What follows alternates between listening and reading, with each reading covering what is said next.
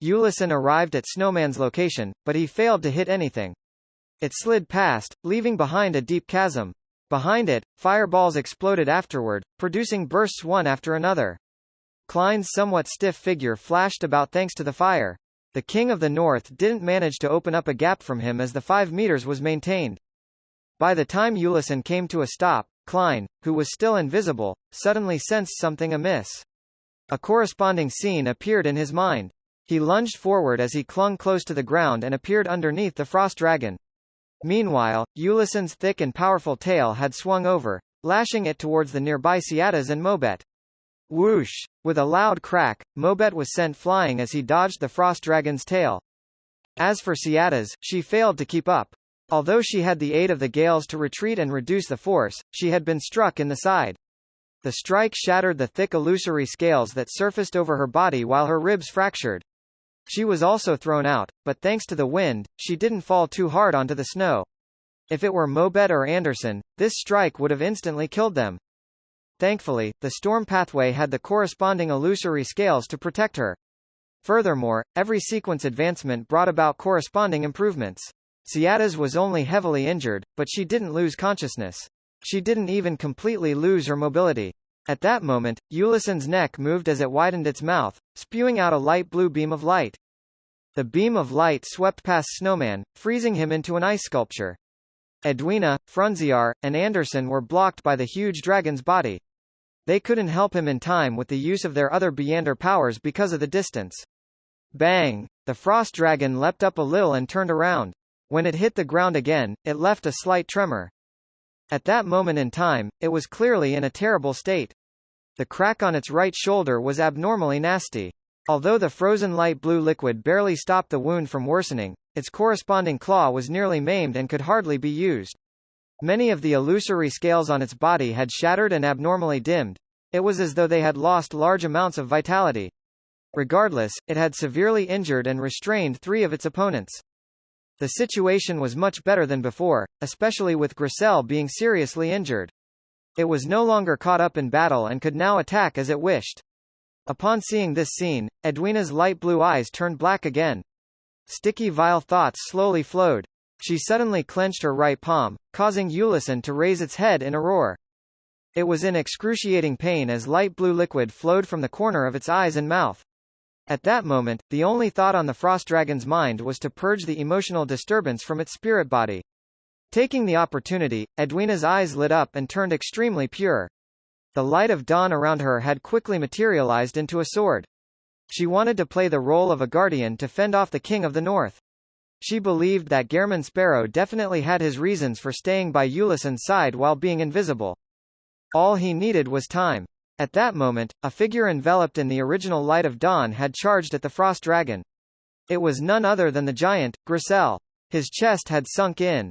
His grayish-blue skin was pale, and the broadsword in his hand had web-like cracks. However, he still bravely faced his enemy. Grissel cleaved at his target like he was burning up his life, emitting light and warmth. Giants never retreat. Amidst his roar, Grissel parried the frost dragon's repeated blows, and he managed to dodge the ice-blue breath in time due to its maimed front claw. Imprison, Frunziar ran over and began to restrict the King of the North's actions.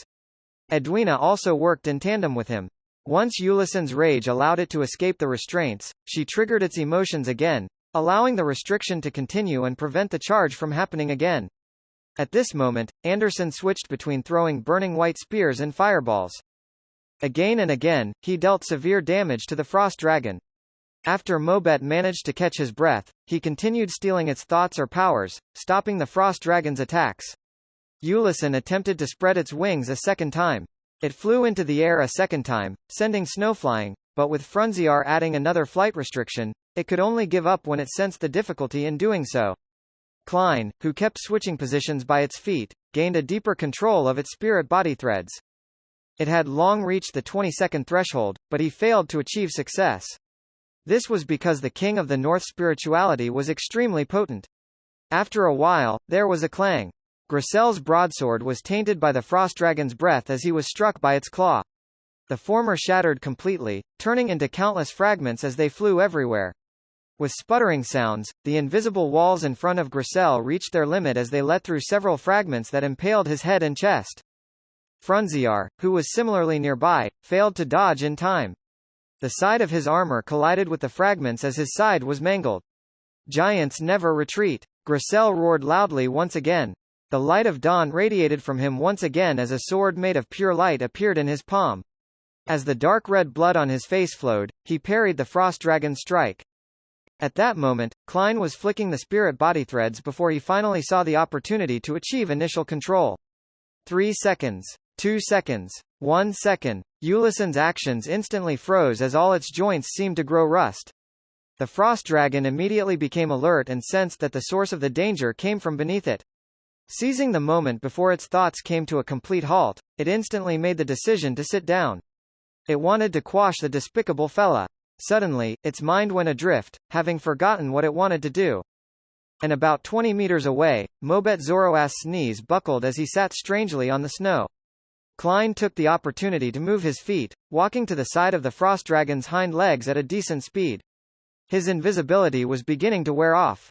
After all, the mimicked ability definitely couldn't compare with the original.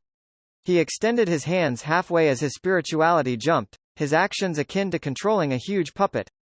Bang! Ulison, whose thoughts were already slowing down, finally recalled what it wanted to do. Its hind legs slowly bent as its hefty figure smashed downwards, but all it did was send snow and dust flying. No good. Have to do that. Thoughts flashed through its mind sporadically as its heart suddenly contracted, condensing a terrifying light blue halo.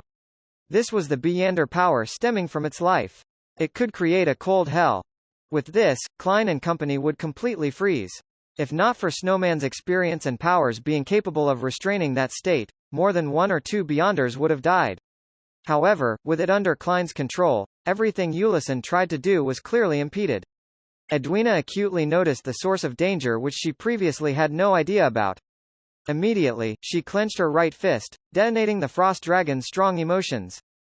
The King of the North's figure trembled in slow motion as the light blue halo that it had just converged scattered out of control. It failed to interfere with its environment. Ah! The frost dragon's mouth slowly opened as it let out a stuttering cry. Ciadas stood up with great difficulty the moment she recovered a little. Upon seeing the situation, she immediately held back her pain and drew her bow. Her hair flared up again as heavy dark clouds appeared in midair once again. 2 different silver bolts of lightning added radiance to each other as they surged onto the bow, forming a terrifying arrow that swirled with a bolt of lightning. Ciadas's face twisted as she released the arrow. The silver bolt of lightning instantly penetrated Ulison's chest with a whoosh, tearing open a ghastly wound. Flame spewed and lightning bolts sparked inside its wound, causing greater damage. At that moment, Anderson's eyes lit up. A blazing white flame enveloped his body as he transformed into a stream of light, accurately shooting straight for the wound. Pitch black marks rapidly surfaced on the frost dragon's abdomen as though someone was scribbling over it. Ulison's thoughts weren't as slow due to the intense stimulation. As it struggled to flap its wings, it soared up into the sky. Flying is prohibited here. Frunziar added more restrictions in a timely manner. Bang! King of the North fell to the ground again as its pitch black marks on its abdomen tore open. Light blue blood and damaged organs spewed out like a waterfall. Anderson took the opportunity to jump away from the dragon's body. The flames over his body had extinguished as a transparent layer of ice covered him. Cold. It's really cold. He held Death Brachydote as he stiffly jumped away. His body was constantly trembling. Klein, who had nearly allowed the frost dragon to escape his binding, achieved initial control again. He made Ulison's thoughts of making everyone present die with it slow down as it suffered from theft and explosions. Its long neck slowly looked up as it let out a slow whimper as its body collapsed bit by bit. During this process, Klein didn't attempt to stop Ciadas and company's continued attacks. He knew very well that to turn the frost dragon into a marionette needed far more than 5 minutes. There were too many accidents that could happen in that span of time. Frunziar stood straight while panting. With the side of his body mangled, he pushed forward his swordless palm and declared in ancient Hermes, death. Ulison's body trembled as it collapsed to the ground like a small mountain made of ice. Light blue light that was nearly white was released from its body as its flesh and body quickly disintegrated. Soon, the gigantic dragon corpse turned into a snow-laden heavy door that swung outwards. Without anyone mentioning it, all the Beyonders present knew that it was a door leading to the outside world. Finally, success, Gricelle laughed out loud as his voice grew softer. Thud. His nearly 4-meter-tall figure fell forward as he held himself up with a knee. Following that, the light of dawn around him scattered as his aura was almost immediately gone. Gricelle. Ciadas and company went over with great difficulty or great speed. Gricelle looked around him slowly, clenching his fist as he gave a good-natured laugh. We succeeded. Giants never retreat. His head with the single vertical eye drooped down when his voice came to a halt. Gricelle. Frunziar, who was closest to the giant, rushed to Gricelle and caught him. Then, he slowly released his grip and stood up, as though he had just experienced a confusing dream. Ciadas tore out of Mobet's arms, and ignoring the pain all over her body, she ran to Gricelle's side with the aid of the wind. She bent down and carefully observed for a moment. Then, she nudged the giant and hysterically shouted, "Wake up! Wake up! It's time for us to leave." Her voice softened into silence. Mobet stood by the side, seeing the giant unable to maintain his body as it wavered. Finally, it fell to the ground with a thud. He fell silent for a few seconds before exhaling. At that moment, Anderson and Edwina had already run to Snowman. One used a flame, while the other mimicked holy light to quickly defrost him. As Klein was nearby, he directly arrived by Gricelle's side. His spirit body thread's vision told him that the giant was dead. Only his spirit lingered, but it was beginning to scatter. This made his damage transfer powers completely useless. From the moment Gricelle ignited the light of dawn and engaged the frost dragon in a second battle, he must have prepared himself for death. Klein fell silent. Mobet glanced at him and said with a rueful smile, "To be frank, I've not seen many giants. Most of my impression of them had come from books, teachers, and parents. I always thought that this race was cruel and violent, unintelligent creatures who were closer to monsters. However, Gricelle wasn't like that. He was frank, honest, and optimistic. Although he might appear rather silly, he knew better than anyone what was right and wrong. He told me that this was because he wasn't one of those ancient giants. He wasn't even a second or third generation giant. The cruel and violent giants similarly had the ability to reproduce and give birth. As for their descendants, there would be more rational ones appearing from time to time. These descendants would reproduce and have more descendants, allowing the entire giant race to escape from the confines of being monsters. I don't know if I should believe him, but his existence has proven the possibility." As Mobet said that, he suddenly paused as though immersed in his memories. At that moment, Edwina and Anderson helped Snowman, whose body was still a little stiff, walk over. The ascetic struggled as he walked to Gricelle's side. Looking at the tightly closed single eye, Snowman gestured the sign of the cross on his chest. He half closed his eyes as he whispered a prayer. "Father of all things, the great source of everything, here lies an honest and pure soul. May he enter your kingdom and receive eternal redemption." Ciadas opened her mouth as though she wanted to say that Gricelle's faith was in giant King Ormir, but she ultimately chose to keep silent. She watched in silence as Snowman completed the prayer. "We have to leave as quickly as possible.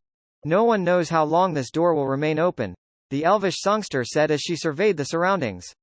Her sorrow and pain left her rather quick-tempered.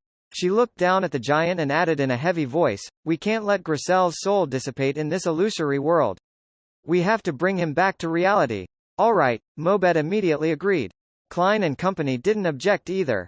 Edwina turned her head and shouted at the mountain cave of ice and snow. "Danitz, you can come out now." At that moment, Ciadas's eyes darted around as though she had recalled something. She turned her head and said to Klein, "Do you have a pen and paper?" "Yes." Klein took out the fountain pen and notes he brought around with him. This was a professional trait of being a seer. Ciadas received it and began scribbling on it. She didn't stop, even when Danitz ran out of the cave. Danitz kept silent. He was also in low spirits as well, lacking the joy and excitement he should have with the pending departure from this bookworld. Finally, Ciadas stopped writing and handed the paper and pen to Klein. "The formula you wanted. Aren't we completing the trade only after leaving?" Klein mumbled silently in puzzlement. He received the pen and the ocean songster potion formula. As though sensing his puzzlement, Ciadas turned her head and looked at Gricelle. She said with a heavy voice, "We are now companions. So you can give me the potion formula directly?" Klein put the items away and nodded indiscernibly. "I'll give you the wine cup after we leave." Ciadas didn't respond. Instead, she nudged Mobet. "Bring Gricelle along." Mobet looked down at his body, which wasn't too muscular, and his sharp, curvy leather boots. He gave a bitter smile of helplessness and walked to Grisel's thigh. Frunziar silently followed as he bent down to embrace the giant's left shoulder. Anderson looked around and tsked. All of you are injured or weak. Let me do it. He then lifted up Grisel's other shoulder. Klein was just about to help with the other thigh when Danitz rushed over to take the spot. Upon seeing this, he stopped in his tracks. He then watched Anderson and company lift Grisel as they walked towards the illusory snow-laden door. Klein, Edwina, Ciadas, who stumbled as she walked, and Snowman silently followed beside them before they arrived at the exit formed from Ulison's corpse. At that moment, Klein surveyed the area and discovered that the light blue blood that flowed out from the King of the North had vanished. It was as though it had never existed. Indeed, it's a conjured monster that's almost real. Klein walked behind as he watched Edwina take a few steps forward as she bent her back, placing her palms on the door. Then, Vice Admiral Iceberg exerted her strength and pushed open the snow-laden door. Silently, everyone saw everything disappear after turning illusory then transparent. Rows of brownish-yellow bookshelves quickly appeared before their eyes, along with the orange-yellow sun which had just set below the horizon and a desk with a fountain pen, ink bottle, and paper. This was Vice Admiral Iceberg Edwina's cabin. Klein quickly placed the middle of the table in his sights. Sitting on it was a book filled with yellowish-brown goatskin. The book flipped to the end as a result of a formless wind. Klein and company then saw the epilogue. With the help of the crazy adventurer and the strongest adventurer, Grisel fulfilled his promise. He led his teammates and slayed the King of the North, but he also ended up sleeping forever in the Nation of Frost. It didn't even give our ending. Ciadas, where do you plan on heading to next? Mobet released Grisel's thigh as he turned his head to ask the elvish songster. Ciadas's eyes seemed to glaze over for a few seconds before she firmly said, "Seek out my race." Just as she said that, she suddenly saw Mobet's flaxen-colored hair rapidly turn white. His originally smooth face had obvious wrinkles. In just a second, Mobet was dying of old age. Ciadas's heart tightened. Just as she was about to lunge forward, she was surprised to realize that she had lost the strength in her legs at some point in time.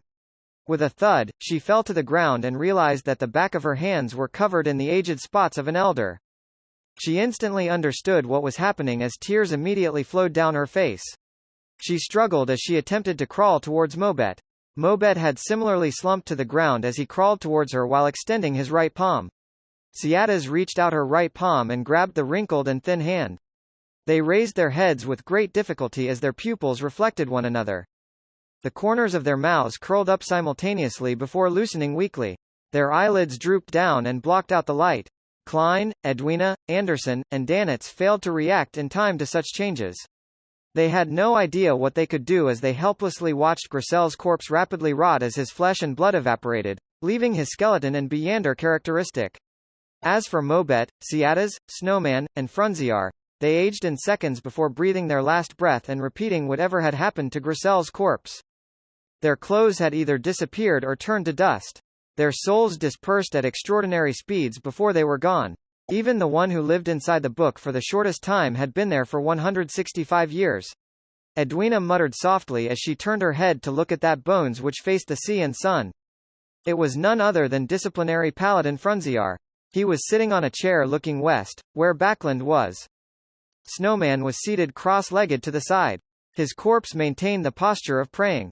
That's right. They've lived in the book world for centuries or millennia.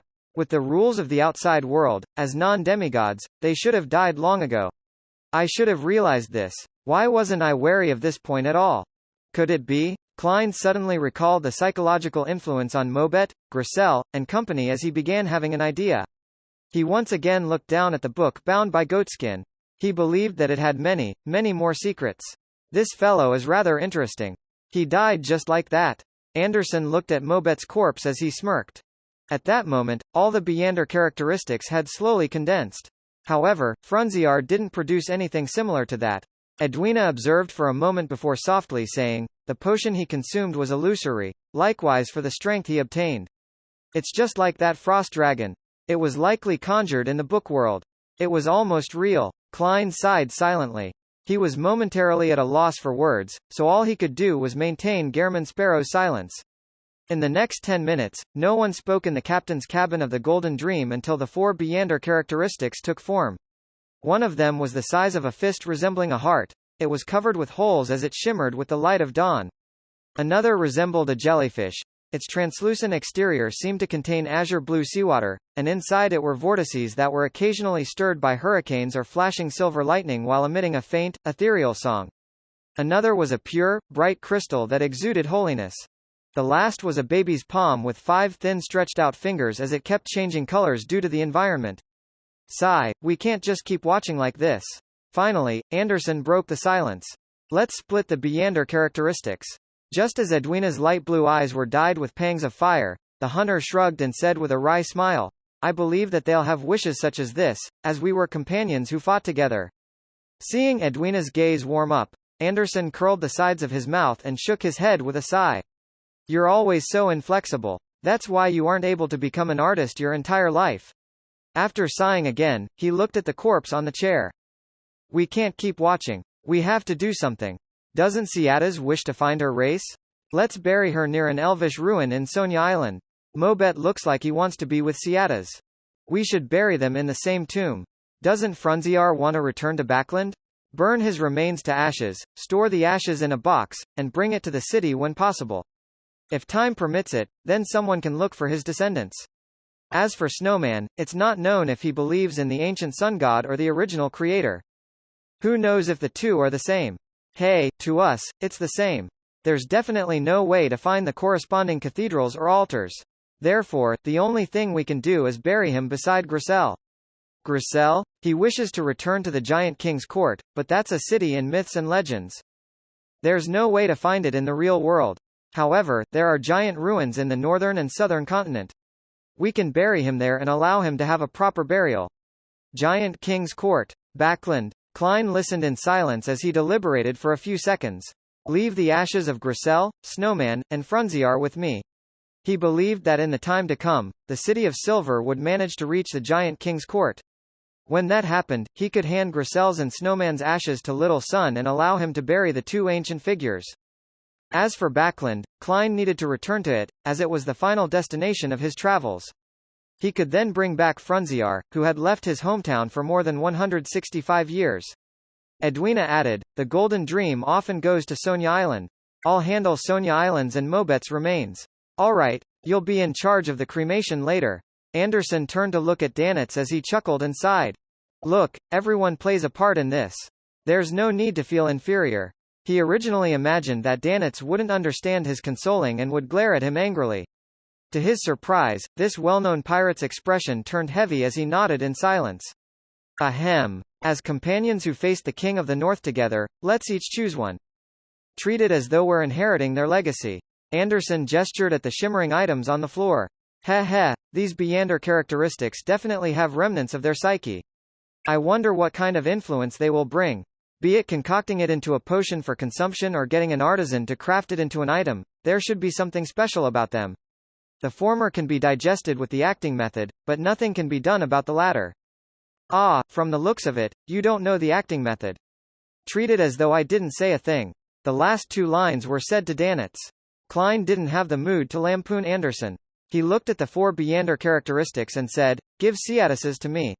This was the main ingredient of an ocean songster. Edwina thought for a moment before saying, I'll take Snowman's. It corresponded to the Priest of Light which Klein already had one of. Hence, he didn't choose it. Anderson glanced at the remaining 2 Beyonder characteristics as his gaze paused at the strange item that resembled a baby's palm. I have to say that this guy is very interesting. Perhaps it can be made into a mystical item that can talk to me. That way, everyone wouldn't be too lonely. At that moment, the giant's heart didn't have an owner. Klein glanced at Danitz and indifferently said, it's yours. Mine? I didn't do anything. I didn't participate in the battle. Danitz was extremely surprised. Klein said simply, you scouted and took on a risk. To Klein, this was a form of compensation. This was because Danitz had chanted the fool's honorific name and knew Gehrman Sparrow's secret. Therefore, he had to force the faith of the fool on him. Otherwise, it would only leave latent risks. Although this was a risk which Danitz was willing to take, Klein still wished to compensate him.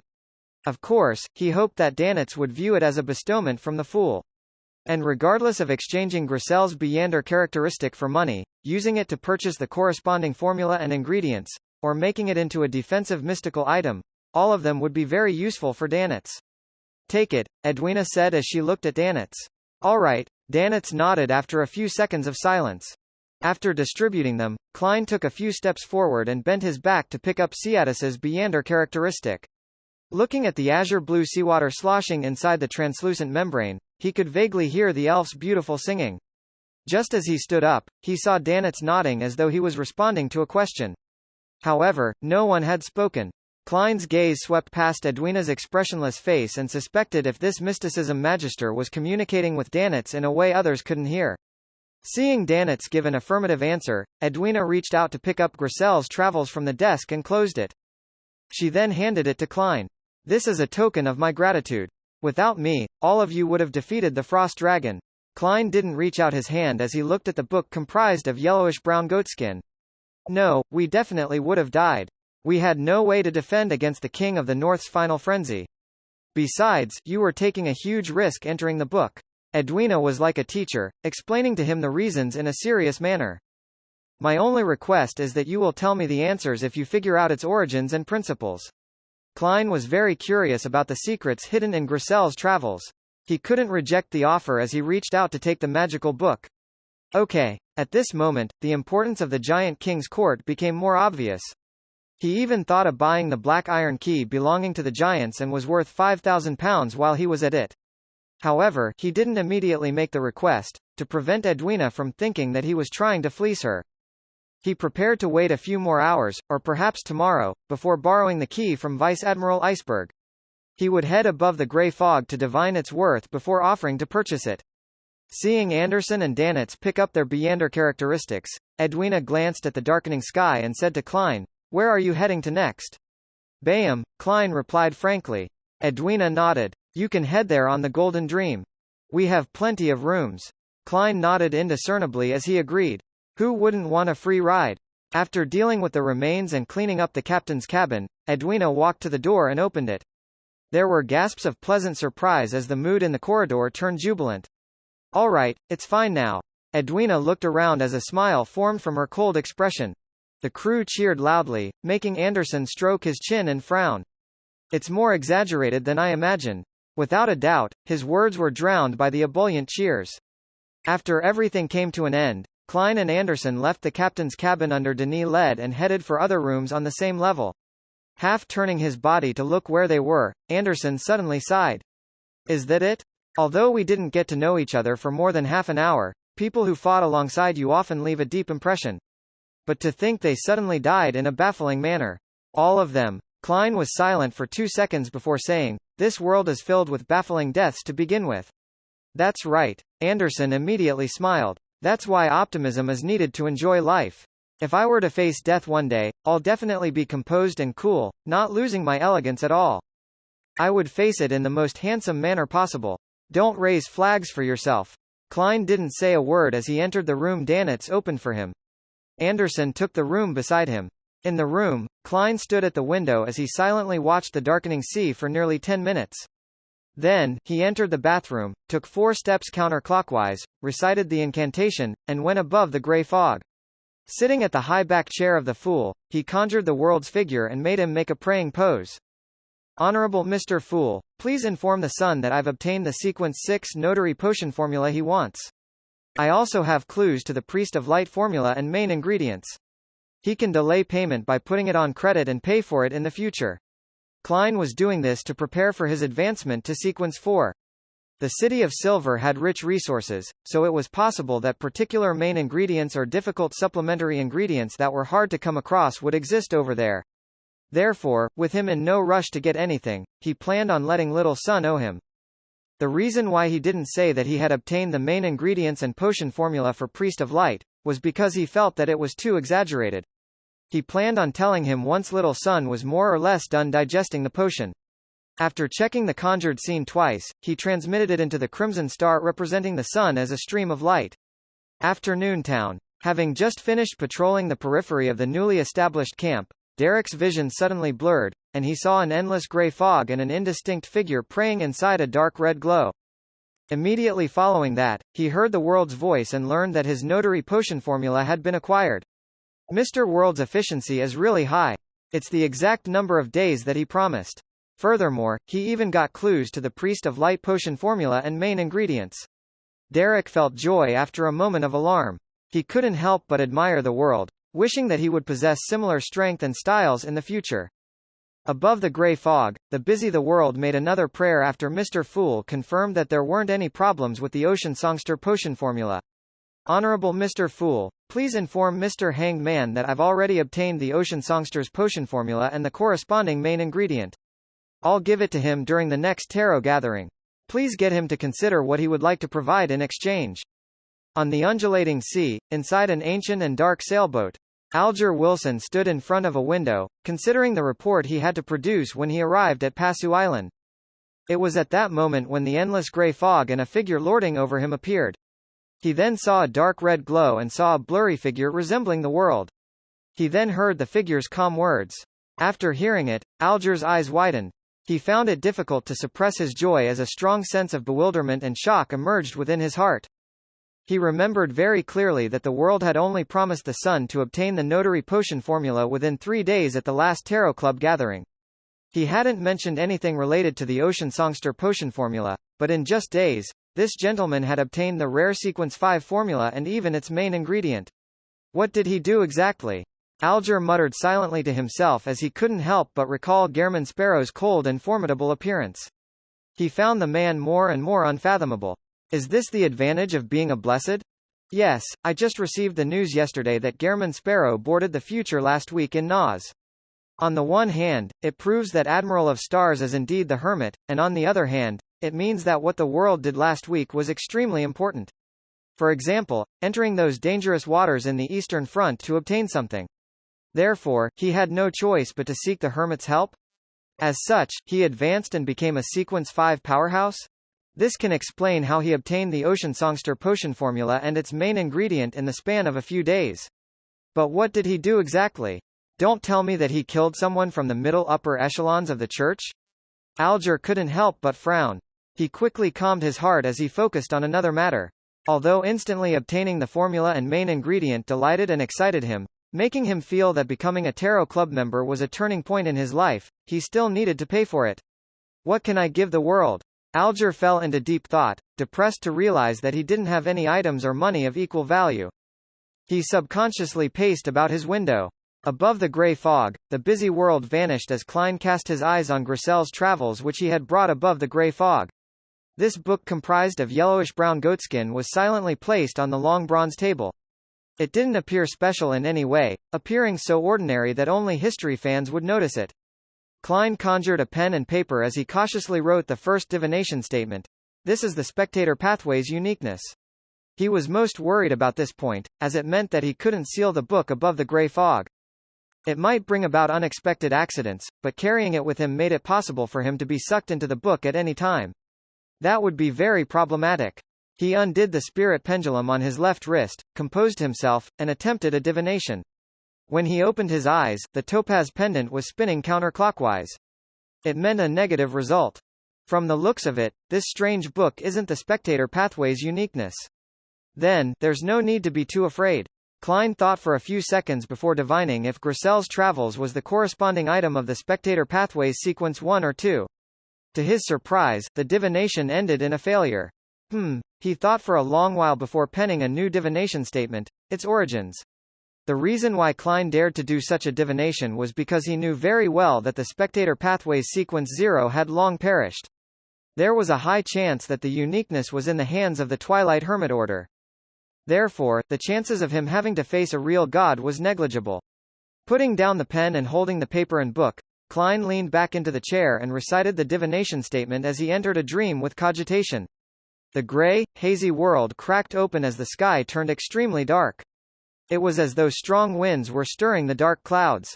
In this dark environment, a sliver of light appeared first along the horizon as it grew bigger and clearer. It was a floating continent. It was a huge continent that could hold several cities. The continent's periphery was grayish-white in color. Huge boulders revealed their outlines, and above them, there were dozens of erect 100-meter-tall stone columns. They either stood independently or propped up magnificent ancient palaces. Dragons of different colors, grayish-white, scarlet-red, yellowish-bronze, as well as some made of ice, were flying over the continent and the one-of-a-kind city. At times, they would land on a stone column to rest as they overlooked the land. At other times, they would enter the opulent palace and vanish from Klein's sight. Among them, the smallest one was about the size of King of the North Ulyssen. The biggest spanned 100 meters. The scene quickly zoomed in as a palace with a height of over 200 meters occupied Klein's vision. Its interior had stone columns erected, propping up a dome. The space was so large that it allowed any dragon to move freely within. The camera kept moving inward, and soon, Klein saw a book made of yellowish-brown goatskin. Its cover was blank as it floated in midair.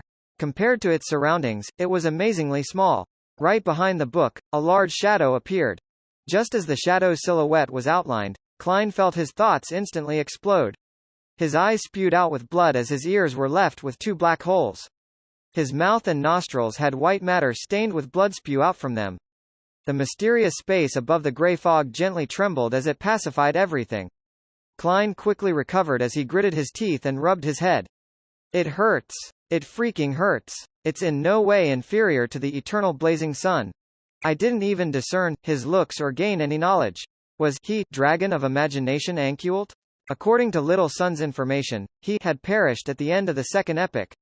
After so many epochs, spanning 2 to 3 millennia, just prying into the mystery was enough to put me in such a sorry state.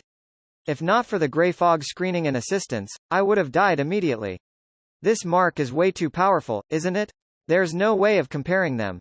Its damage is inferior to the previous encounter with the eternal blazing sun, but one had died long ago, while the other is still alive. It just begs the question if the ancient gods are stronger than the real gods of the present day. Using nearly a minute to recover from the pain, Klein recast his gaze on Grisel's travels. He tapped the mottled table's edge and muttered silently, "This book's author is Dragon of Imagination Ankult? A book written by an ancient god, a storybook that can automatically deduce the ending? What is his goal?" When this book was formed, the Dragon of Imagination likely hadn't encountered the ancient sun god and was fine. After all, it would take some time to go from the City of Miracles, Livicide, to the Giant King's court. And before Grisel was swallowed by the book, the Giant King's court was clearly still in existence. Just a prank? A toy used to kill his boredom? Or could it be that the Dragon of Imagination had foreseen some of the future? He specially created this book to leave behind a chance for himself, or the dragons to resurrect. However, he underestimated the ancient sun god's might, and he completely perished. It made the book unusable for millennia, so all it could do was naturally absorb characters into it to play out a story? Klein made some guesses, but he wasn't able to verify them. After some consideration, he thought of finding a chance to enter the book in search for clues. In the future, I can enter as a spirit body above the grey fog. Once I encounter any trouble, I'll immediately return. Yes, I'll make the attempt after I'm no longer with Edwina and Anderson. I have to be careful and cautious. Klein nodded as he divined if leaving Grisel's travels above the grey fog would bring undesirable changes to the mysterious space, but he was met with failure again. As for the reason, he actually knew why. This was a place that transcended the spirit world. Divining about matters involving this area naturally failed if attempts were made to obtain revelations from the spirit world. After deciding to frequently come above the grey fog to take a look so as to prevent any accidents, Klein threw Grisel's travels into the junk pile. He then waved his hand, summoning a golden wine cup that had been partially flattened. The cup had complicated patterns engraved on it, with the elvish phrases, Calamity, and Kohinum. Apart from that, there wasn't anything special. With it in hand, Klein silently rubbed it for a few seconds. Knock, knock, knock. Klein politely knocked on the door to the captain's cabin. Is there something? Edwina, who had let down her hair, looked at Gehrman Sparrow and asked. Klein handed over the elf queen's golden wine cup. Put this in Ciatus's tomb. All right. Edwina fell silent for 2 seconds before nodding and receiving it. She habitually studied the engravings and symbols on the cup before withdrawing her gaze in embarrassment. She then looked out the window and said, "They'll be organizing a bonfire party. Will you be participating?" No. Klein shook his head. I understand. I don't plan on participating either. Not everyone is like Anderson, who can quickly raise his spirits, Edwina said with pursed lips. Actually, it's not necessarily a bad thing. Klein was momentarily at a loss for a response. And apart from giving lessons, Edwina wasn't good at socializing. Immediately, the two of them fell silent. About 10 seconds later, Klein silently inhaled and broke the silence. Are you selling that key that originates from the Giants? Yes. Edwina thought about it before glancing at her collector's room. She added, I can lend it to you for studying. You can decide whether to buy it before leaving the ship. You didn't even need me to mention it. I was still a little embarrassed to raise the subject. Klein secretly heaved a sigh of relief. After considering Gehrman Sparrow's persona, he calmly said, I do not take advantage of others. Just as he said that, he felt a little regretful. He was afraid that Vice Admiral Iceberg would really change her mind. Edwina's light blue eyes moved slightly as she said, the only condition is that you have to tell me the answer to anything you figure out. Phew, Klein didn't harp on the issue as he nodded. Okay. About a minute later, he carried an iron black key the size of a heptachord. And at that moment, there was a series of fervent singing from the deck. Your eyes are so mesmerizing that it feels like the light from dawn. When night comes and the sun has gone down, I almost start feeling melancholy. Fervently awaiting your light. Oh, your eyes are so mesmerizing that it feels like the light from dawn less than sup greater than one less than, sup greater than. Klein subconsciously went to the window and looked out. He saw that the bonfire had already been lit, and the Golden Dreams crew, that had nothing to do on their hands, were gathered around it. They were either roasting meat or fish as they guzzled beer. Otherwise, they would be dancing a rather random but lively dance alongside singer Orpheus's singing. It was a very merry atmosphere. The oily roasting exuded a tantalizing aroma that wafted upwards. Klein saw that Anderson Hood was also among the pirates, drinking in high spirits and eating happily. From time to time, he would shout a few words and say a joke, as though he was already a member of the Golden Dream. He was no longer ostracized like before. Instead, Danitz didn't appear among them. At the very least, Klein didn't see him near Iron Skin or Barrel. As long as he doesn't provoke others, Anderson is rather good at socializing. This might be the intelligence-gathering powers of a conspirer? Yes, he might have transferred the hatred onto me. I wonder if Danitz will work hard after what happened. If he can improve himself and acquire greater strength, then as the fool, I wouldn't only have myself as a subordinate. I don't have to always appear as a trinity. Heh heh, this secret existence of mine finally has a real believer, someone I can directly order to do things, even though it's only limited to Danitz. I have to say, it's still quite pathetic. As Klein reflected over the matter, he prepared a ritual to sacrifice the giant's key above the grey fog. At that moment, his spiritual perception was triggered as he instinctively activated his spirit vision and looked to the side. White bones were thrown up as they materialized into the messenger with black flames in its eye sockets. Half of the messenger's body was in the lower deck, so it was nearly level with Gehrman Sparrow without tearing through the ceiling. However, the palm holding the letter remained huge, as though it could easily wrap it around Klein's head. Mr. Azek was quite quick to reply this time. As Klein politely nodded, he received the letter and unfolded it. Just as he was about to read its contents, he suddenly realized that the skeleton messenger remained standing there. It didn't vanish once it delivered the letter. Is there something? Klein asked in surprise. Just as he said that, an idea flashed through his mind as he quickly added, if there's a need to reply, then I will summon you again. The skeleton messenger's huge head nodded as its body collapsed like a waterfall before returning to the underworld. Ma'am Reinette Tinnicker previously waited for me to give a reply, same for the skeleton messenger this time. Is this some new regulation the messenger world has enacted? Phooey. There's no such thing as a messenger world. They're all individually summoned, and most messengers are just doing it part-time. Yes, the skeleton messenger gave me an aggrieved feeling. Klein shook his head without much thought before focusing his attention on Mr. Azek's letter. To put it simply, attaining godhood begins from the moment one advances to sequence 4. It's a slow process of evolution towards a mythical creature.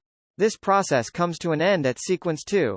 Therefore, there is a qualitative difference between an angel and a saint. In ancient times, the former are even called subsidiary gods. Every demigod, including saints and angels, have their own mythical state. This is a non-human form which is a potpourri of complex knowledge, godhood characteristics, and secret symbols. Ordinary people will suffer tremendous damage from a simply glance, to the point of losing their minds. And as the demigod grows in strength, the damage only grows more potent and irresistible. Therefore, creatures at this level have to constantly control themselves to not expose this form, or just from their very existence alone, it can bring about a catastrophe to their surroundings. To demigods, one of the main traits of losing control is losing reason. When that happens, they will no longer be able to restrain their mythical creature form. However, a saint's mythical form isn't complete. There are clear characteristics of their original race.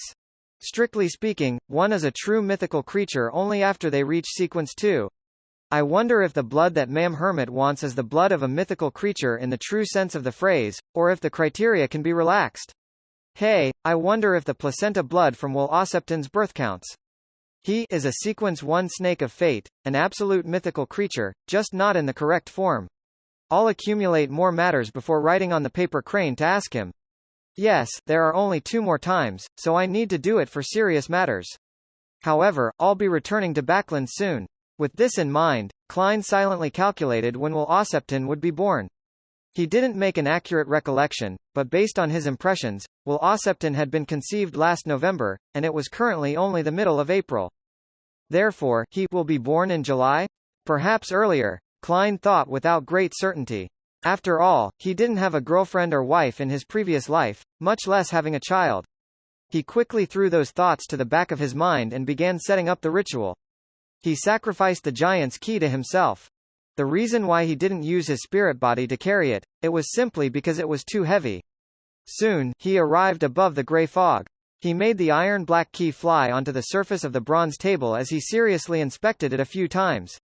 After confirming that there wasn't anything abnormal about it, he conjured a pen and paper and wrote the divination statement, the place this key corresponds to.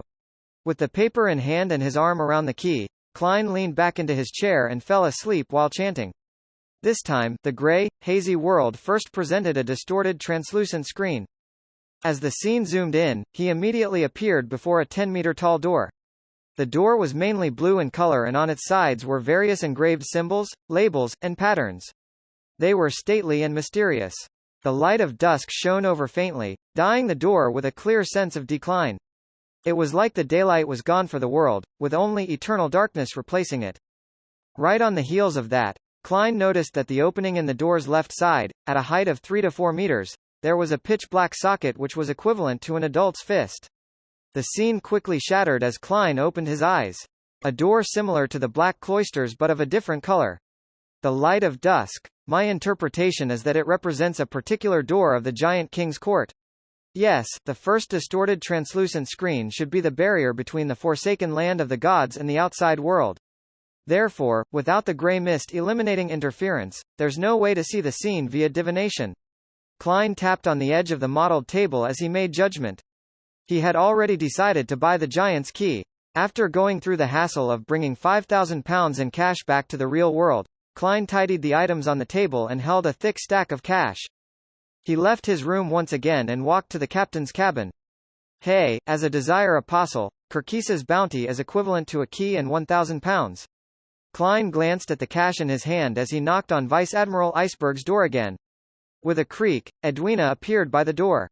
When she saw him holding the cash, her brows twitched as she widened her eyes. She said with a brightened expression, "You have results?" Klein tersely acknowledged. "I already obtained results that it's likely related to the Giant King's court." The Giant King's court as spoken in myths? Edwina's eyes lit up as she asked. Klein gently nodded in affirmation. Edwina's lips quivered as though she wished to inquire further, but ultimately, she didn't say a word. She took the £5,000 in cash. She turned back to look at the rows of bookshelves in the captain's cabin and fell silent. She finally said to Klein seconds later, "If you're interested in these books, you can borrow them anytime in the day. My only request is..." Klein secretly predicted what Vice Admiral Iceberg was about to say. "My only request is that you can talk to me about history whenever you're free." Edwina paused before she added with her eyes appearing bright. Klein chuckled inwardly and said after some thought, "All right, but I will not answer every question." Meanwhile, he silently prayed inwardly, "Let's hope Vice Admiral Iceberg's collection has methods to create higher-level charms." "No problem." The corner of Edwina's mouth twitched as her expression became livelier. "See you tomorrow." Klein took off his hat and pressed it to his chest as he bowed to bid farewell. Edwina also seriously returned the pleasantries. "See you tomorrow." Ellipsis. Backland. Iron Gate Street, outside Braveheart's bar. Emlyn White got off a carriage, pushed open a wooden door, and walked in. He was then triggered by the mixture of smells inside as he pinched his nose in contempt. He hadn't had much progress in the competition to hunt for the primordial moon believers. Therefore, he planned on heading to the Bravehearts bar which Sherlock Moriarty often mentioned. He was there to find the rather informed black market arms dealer, Ian. The latter's name was acquired by Emlyn through other means. Turning his body to the side, Emlyn avoided a bulldozing drunkard. While swatting his clothes with a frown, he continued jostling towards the bar counter. During this process, he didn't seem to be doing anything, but the surrounding customers would always fail to touch him. Be it in terms of speed, agility, or his balance and coordination, he had reached a rather terrifying level. Finally, Emlyn arrived at the bar counter as he rapped the wooden counter. "Where's Ian?" The bartender glanced at him. Without a word, he kept his head low and wiped his glass cups. Emlyn stood there in surprise, wondering if he had done something wrong that earned him nothing. This angered him a little as he wished to reach out and yank the bartender out. However, he believed that such acts were lacking as a gentleman. He forcefully held down his emotions and looked around and discovered that everyone was drinking. With a thought, Emlyn experimented by saying, "A cup of Ormir red wine." The bartender's actions paused as he looked up and gave the handsome, black-haired, red-eyed man an odd look. "We don't have that available." This was the finest red wine in the world. The price was staggering. Emlyn wasn't dumb, and he could tell from the bartender's eyes that he had ordered something he shouldn't have. On careful thought, he said, "1 glass of Southwell beer. 5 pence. The bartender finally lowered the cup and cloth. Emlyn took out a 1 soldi note and said, "Keep the change." "Thank you." The bartender pointed left and said, "Ian is in cardroom 1. Emlyn immediately smiled, feeling happy and proud that he had resolved an actual problem.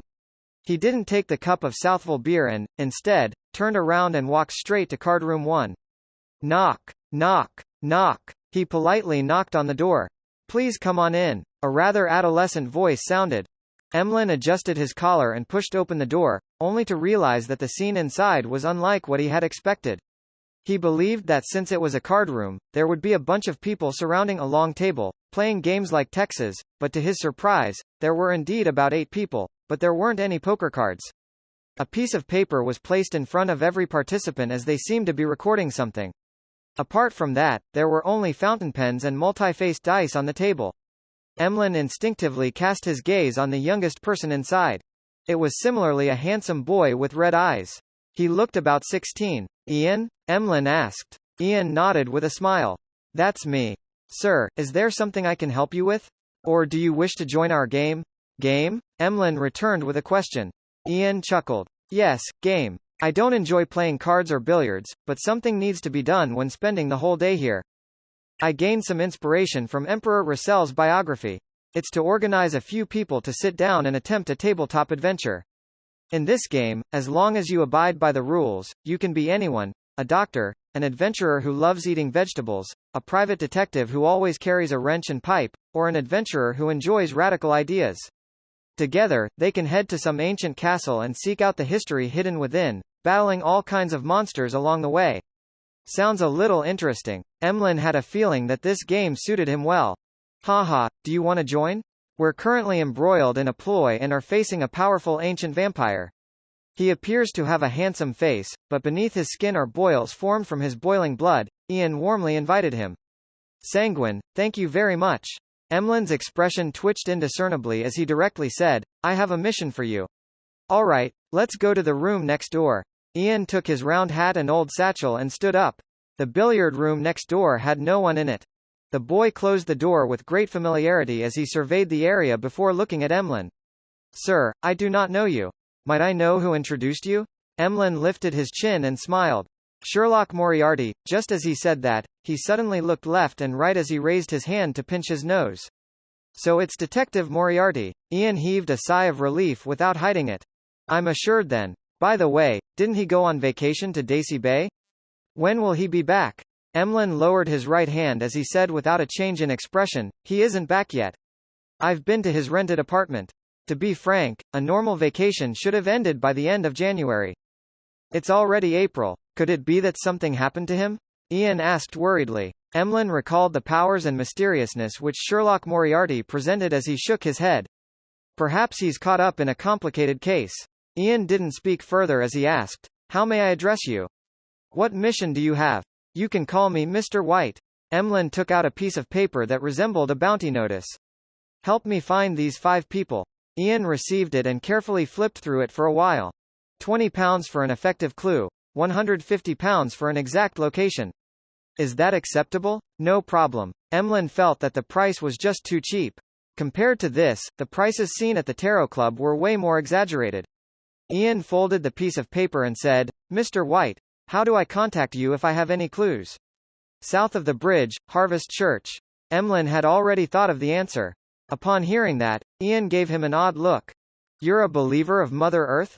That's rare in Backland. I'm not. Emlyn firmly shook his head. I'm only doing volunteer work over there. Without waiting for Ian to speak, he asked, how did you inherit those red eyes? This was something he had wished to ask when he first saw Ian. This was because red eyes were a trademark characteristic of Sanguine in ancient times. However, there was a long period of time when humans and Sanguine copulated in the Fourth Epoch. They were all residents of an empire. Hence, with the widespread fellowship, many descendants were produced. There was an increasing number of red-eyed mixed bloods as they passed down their genes, becoming an uncommon eye color for humans. To put it simply, every red-eyed human had a Sanguine ancestor. Ian replied in surprise, my father. I've no idea how much further up the family tree, as I was a vagabond. From the looks of it, he isn't connected to the Sanguine. Emlyn handed over a £20 deposit, feeling somewhat disappointed before turning to leave the billiard room. After he left, Ian didn't immediately return to the card room. Instead, he closed the door and said into the air, Detective Moriarty hasn't returned to Backland. I'm a little worried about him. A figure suddenly appeared in the billiard room. She had a pale face with exquisite features while wearing a black bonnet. Dressed in a black Gothic regal dress, she was none other than Wraith Sharon. He's doing fine, Sharon replied without any perturbation in her tone. Her figure dematerialized before vanishing. You always says the same thing. Don't tell me that you've always been in contact with Detective Moriarty. Ian mumbled softly as he picked up a newspaper in the corner of the billiard room. Placed on it was the Tussock Times, and beneath it was News at Sea. The latter was mainly used to report the situations of the different colonies of the Lowen Kingdom and matters at sea, but due to technological restrictions, the news at sea that reached Backland was severely outdated. It wasn't of much use to people who needed it, so subscription numbers were low, and the business was floundering. Later, with a suggestion from a new chief editor, the newspaper's style changed. It had more rumors out at sea, as well as all sorts of strange matters revolving pirates and adventurers. It appeared more like stories rather than actual news reports. To people's surprise, this change in style was welcomed. As it involved ghosts, specters, sea monsters, and treasures, it became the semi-literate people's prime choice to flaunt their knowledge to the illiterate at the various bars. After all, although the stories seemed fake, they were sufficiently interesting. Ian casually flipped through the newspapers without finding any content of interest. He only had a deep impression on one of the reports in News at Sea. According to our correspondent, on the night of the 25th of March, the King of Immortality fleet attacked a ship heading from East Balam to Fasak and plundered all its goods and money.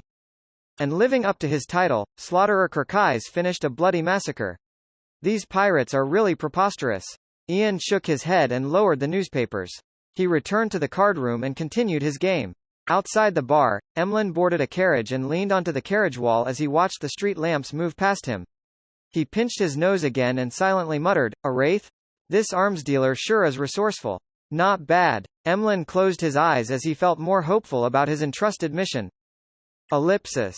The sunlight shone in from outside, dyeing the captain's cabin golden. Edwina sat on a chair with a book in hand as she looked opposite her. So, you also believe that the Solomon, Trunsost, and Tudor empires all coexisted? This is a necessary condition for the War of the Four Emperors, Klein simply replied. He held a book titled, Book of the Three Worlds. It originated from a Life School of Thought member before it landed in Vice Admiral Iceberg's hands. It described the material world, the spirit world, and the world beyond rationality. It included some information on charms, with rather profound parts. Klein was seriously reading information on this in a bid to better use the Sea God Scepter and the Worm of Time. Klein had actually discovered that the books collected by Vice Admiral Iceberg were various ancient texts that were rather unsystematic. This was quite different from the characteristics of the Church of the God of Knowledge and Wisdom which backed her. Therefore, he guessed that the internal, orthodox, systematic mysticism knowledge of the Church was not public. Edwina was just about to ask again when she suddenly realized the Golden Dream's cruising speed gradually drop. She looked out the window and after a few looks, said crisply, "We've arrived in Bayham." "We've reached Bayham?" Klein stood up upon hearing that and looked out. He saw the familiar Resistance's private harbor. He didn't show his surprise as he commented calmly, "Faster than I expected." It was 3 hours faster than he had expected. "It's faster than I expected as well." Edwina looked away and agreed with Gehrman Sparrow. "However, these are all unimportant details." Klein lowered his head, pretending as though he was browsing through the rest of the Book of the Three Worlds. He then handed it to Vice Admiral Iceberg. "That marks the end of this discussion." Edwina looked at the book in silence. She opened her mouth, but no words came out. She reached for the Book of the Three Worlds and placed it on the table in passing. Following that, she got up and bowed. "I look forward to future discussions with you. Your expertise in ancient history is admirable." If Klein had been acting as himself, he would have said a few words of humility while praising Vice Admiral Iceberg for her breadth of knowledge. Unfortunately, he was the crazy adventurer, Gehrman Sparrow. All he did was nod and say, "We are collaborators." It meant that there would be opportunities in the future. He didn't speak further as he left the captain's cabin and returned to his room. He packed his suitcase with a relaxed mind, waited for the Golden Dream to dock, and then headed straight for the deck. At that moment, there were many crew members gathered on the deck. It included Gourmet Brew Walls, Singer Orpheus, and Flowery Bowtie Jodison, most of the crew who were upper-echelon members of the pirate crew with their heads worth a handsome bounty. They gave sincere smiles as they happily kept waving at Klein. Among them, Beryl and Iron Skin were filled with excitement as they belted out a song for their departing guest. "When did I have such a good relationship with them?" Klein lampooned as he walked past the pirates until he arrived at the gangway. Anderson Hood was there with his hair combed, his clothes neat and tidy. He said with a laugh, "They probably mean to say goodbye, or should I say, let's hope we don't meet again." "Gehrman, do you know how dangerous a situation you were in? You nearly became the public enemy of every crew member. They were so eager to steer the Golden Dream to Bayham in 5 minutes." Klein was just about to answer when he saw Danitz jog over with a black cloak draped over him. "This fellow has really resolved himself to do better, and he plans to leave the Golden Dream to go at it alone? This is a little incompatible with my plans. Only by being around Vice Admiral Iceberg and the Church of the God of Knowledge and Wisdom would his value as a believer of the Fool be accentuated. However, it doesn't matter. If Danitz can grow stronger, it will be even more meaningful." Klein habitually measured the pros and cons before ignoring his other thoughts. He looked at Danitz in silence and waited for him to speak. Danitz opened his mouth with a serious expression, but nothing came out of it. All he did was give a hollow chuckle and say to Anderson, "Do you have the potion formula for Conspirer?" "Yes," Anderson said with a chuckle. "But I have no plans on selling it to you." Danitz's expression darkened as Anderson continued, unfazed. "What's the point of obtaining the Conspirer potion formula now? Any attempts to advance now will only result in failure. Pal, it's best you redo your acting as a hunter, followed by a provoker, and then a pyromaniac.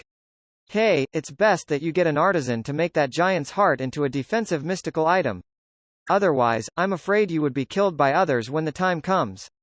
After you're sure about your chances, get the Conspirer potion formula from your captain. She has it. However, I believe that will be the end for you. Hey, Conspirer has very high requirements."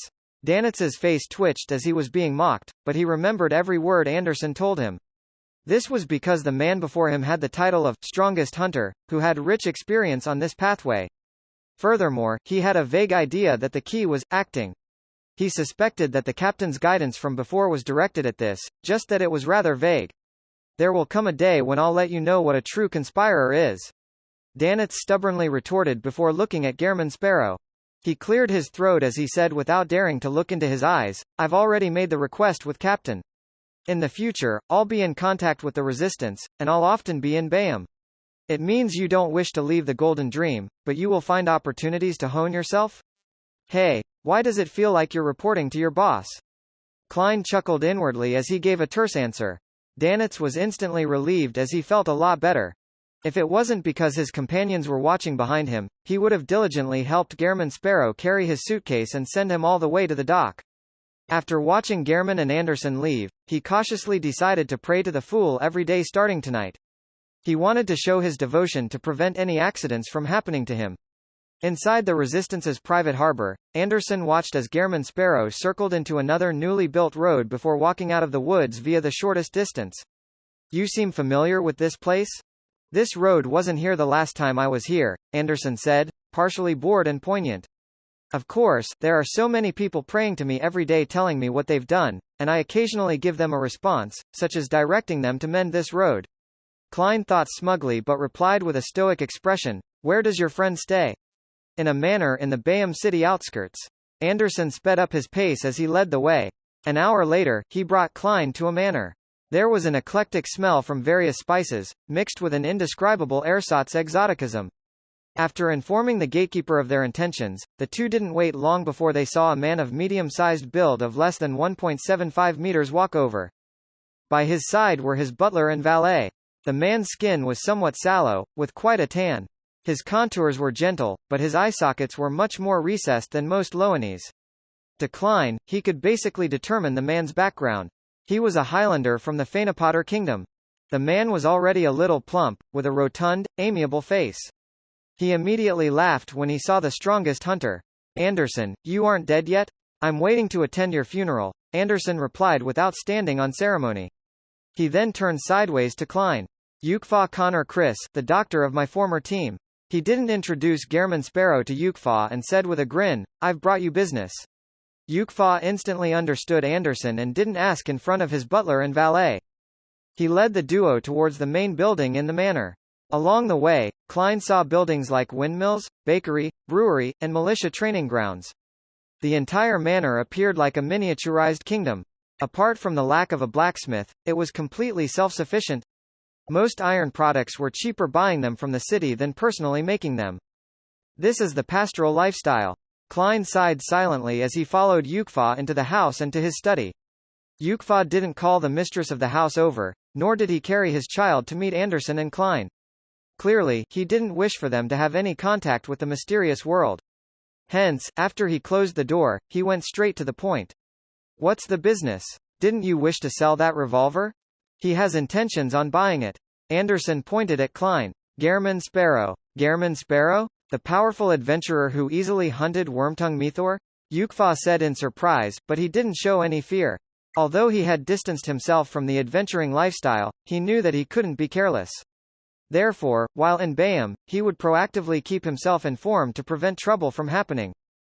Anderson scoffed when he heard that. "That's old news. This gentleman's achievements include successfully hunting slaughterer Kirkais while living to this day." "Kirkais? The second mate of the King of Immortality?" UKFA's expression changed. He couldn't hide his horror as he secretly turned wary. "That's right," Anderson said with a self-deprecating smile. "In the pirates' playground, he's the one who's recognized as the strongest hunter." Yukfa gulped as he looked at Klein. He couldn't help but smile and say, "I believe you have the ability to buy Death Knell." "Death Knell?" Klein asked with piqued interest, but he didn't show it. "That's the name of the revolver. It has accompanied me for a decade.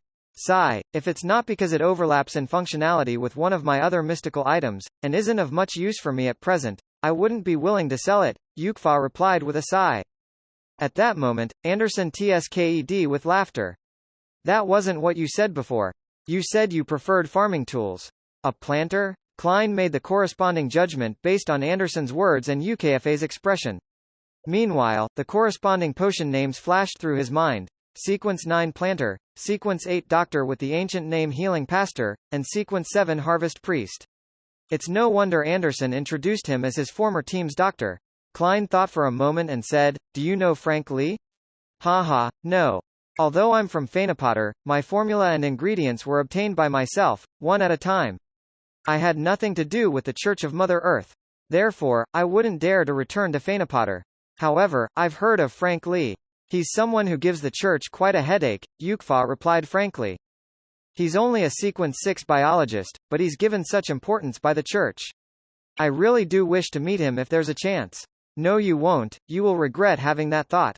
Klein could tell from UKFA's answer that he believed in Mother Earth and was likely a powerful Sequence 5 Beyander. By his side, Anderson's face twitched when he heard Yukfa. He said with lingering fear, "That guy does give one a headache. In a certain sense, you can call him a devil." His powers and thoughts have exceeded the level of a sequence 6. Alright, let's not talk about him. Whenever his name pops up, I still remember the milk that was jettisoned. Yukfa looked at the duo in puzzlement as he restrained his looks of curiosity. He walked to the tableside, opened a drawer, and pulled out an iron-black revolver that looked a little longer than an ordinary revolver. This is Death Knell, Yukfa introduced it solemnly. Death Knell? Striking the enemy's death knell with every shot? I like this name. Klein controlled his facial expressions as he went forward without any anticipation or excitement on his face. He reached out to receive the iron-black revolver with a slightly long barrel. He was originally very worried that Yukfa would raise the price if he showed any strong desires for it. This was common in any transaction, but on second thought, with Gehrman Sparrow's reputation, and with Anderson, the strongest hunter of the Fog Sea, as a witness, it was unlikely that Yukfa Connor Chris would offend him despite possibly being a Sequence 5 Beander. After all, he had quite the adventuring circles and had hoped to lead a quiet and settled life. He definitely had reservations that the crazy adventurer might sneak into the manor in the middle of the night despite not flaring up in front of him. Therefore, his attempts to maintain his calm and composed attitude became one of simply maintaining his persona. Realizing that Gehrman Sparrow was seriously inspecting and studying Deathnell, Yukfa gave a detailed introduction. Its powers are rather uniform: to reap the lives of others. There are 3 methods. First is weakness attack. There's no need to meet any conditions. Just directly inject your spirituality and pull the trigger. It will allow you to discover the target's weaknesses from a mysticism angle. In other words, it would be the aspects where defenses are weaker, and it will provide you with the corresponding accuracy, thus, resulting in extraordinarily terrifying damage. The second is lethal attack. You have to cock the hammer before shooting. Its distinguishing feature is that wherever you hit the target, it will be equivalent to an attack on their weak spot. And if you really do strike the true weak spot, it will be capable of dealing a lethal blow to an enemy without overly strong defenses. To targets who are good at defending, 3 shots would be able to resolve the matter. This includes Guardian. Of course, that is under the premise that the 3 lethal blows aren't spread too far apart. It's best not to exceed 5 seconds. The third is slaughtering. On the foundation of a weakness attack, providing more than twice the spirituality on top of that will imbue ordinary bullets with grapeshot effects. Simultaneously, when aimed at a group of enemies, it will result in area of effect damage. To increase the damage, it will need to meet the conditions for lethal attack, as well as provide more than thrice the spirituality. This drain will be quite a burden on the user. It can also be combined with bullets with different characteristics, allowing you to target different kinds of enemies. This sounds like it corresponds to a Sequence 5 Reaper of the Hunter pathway. Klein glanced at Anderson and asked, seemingly in thought, if the target's physical condition reaches that of a Sequence 4 Dragon, how many strikes of lethal attack will kill it? Yukfa was taken aback as he shook his head in a daze. I've never met a dragon before. Much less a dragon whose physical condition has reached that of a demigod. Does Gehrman Sparrow plan on using this gun to slay dragons? And a demigod dragon at that? Isn't that way too crazy? Yukfa suddenly felt that the adventurers these days were completely different from the ones he met back when he was active. He didn't even consider the possibility of death. Anderson coughed before clearing his throat. That will depend on your luck. For real, trust me, luck is extremely important. If you encounter a dragon that has been beaten to a state close to death, then 1 shot would be sufficient.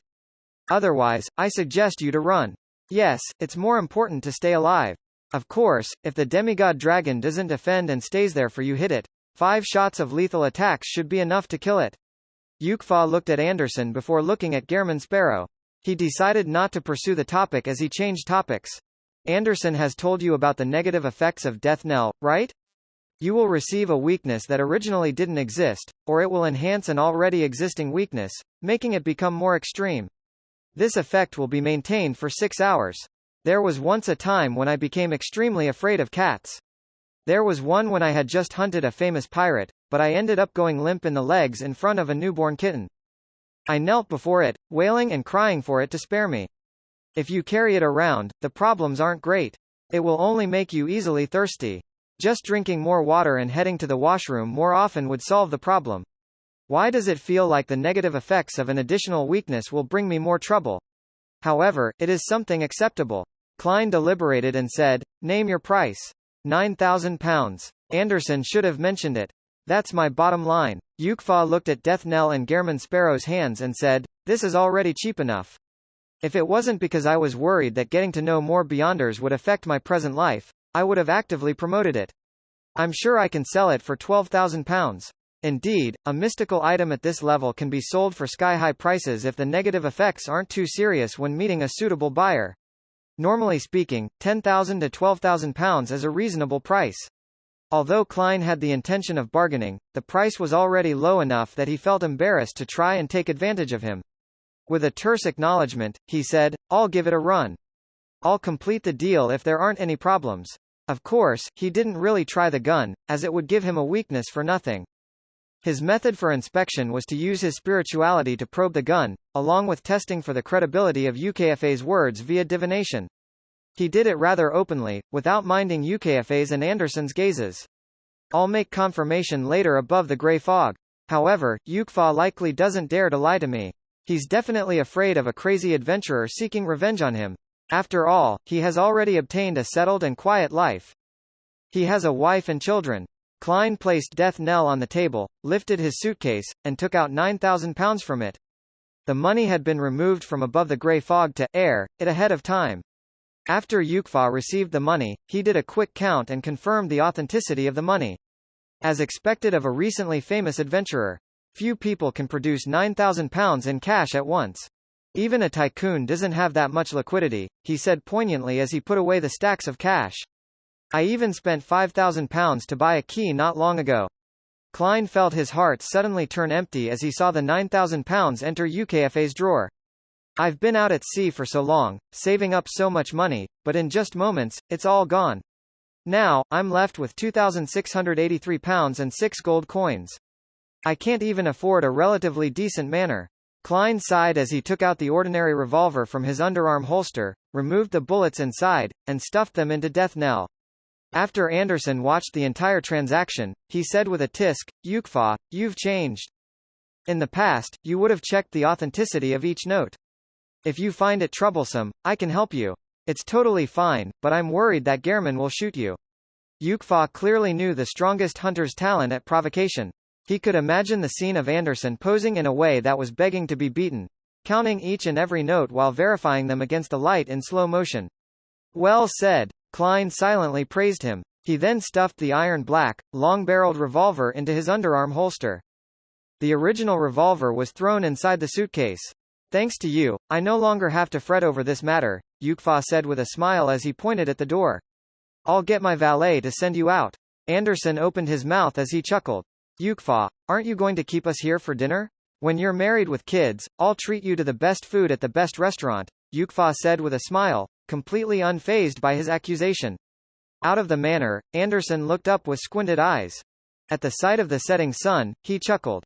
Back when I knew Yukfa, he was a doctor who was good at planting all kinds of strange plants on the ship to improve everyone's lives. I thought he would die early on during our adventures, but to my surprise, he was always lucky. He even became a druid later. Why are your poignant words also so deserving of a beating? Klein deliberately said, he does have good luck. As your companion, luck is needed to survive. Anderson turned his head in surprise as he scrutinized Gehrman Sparrow.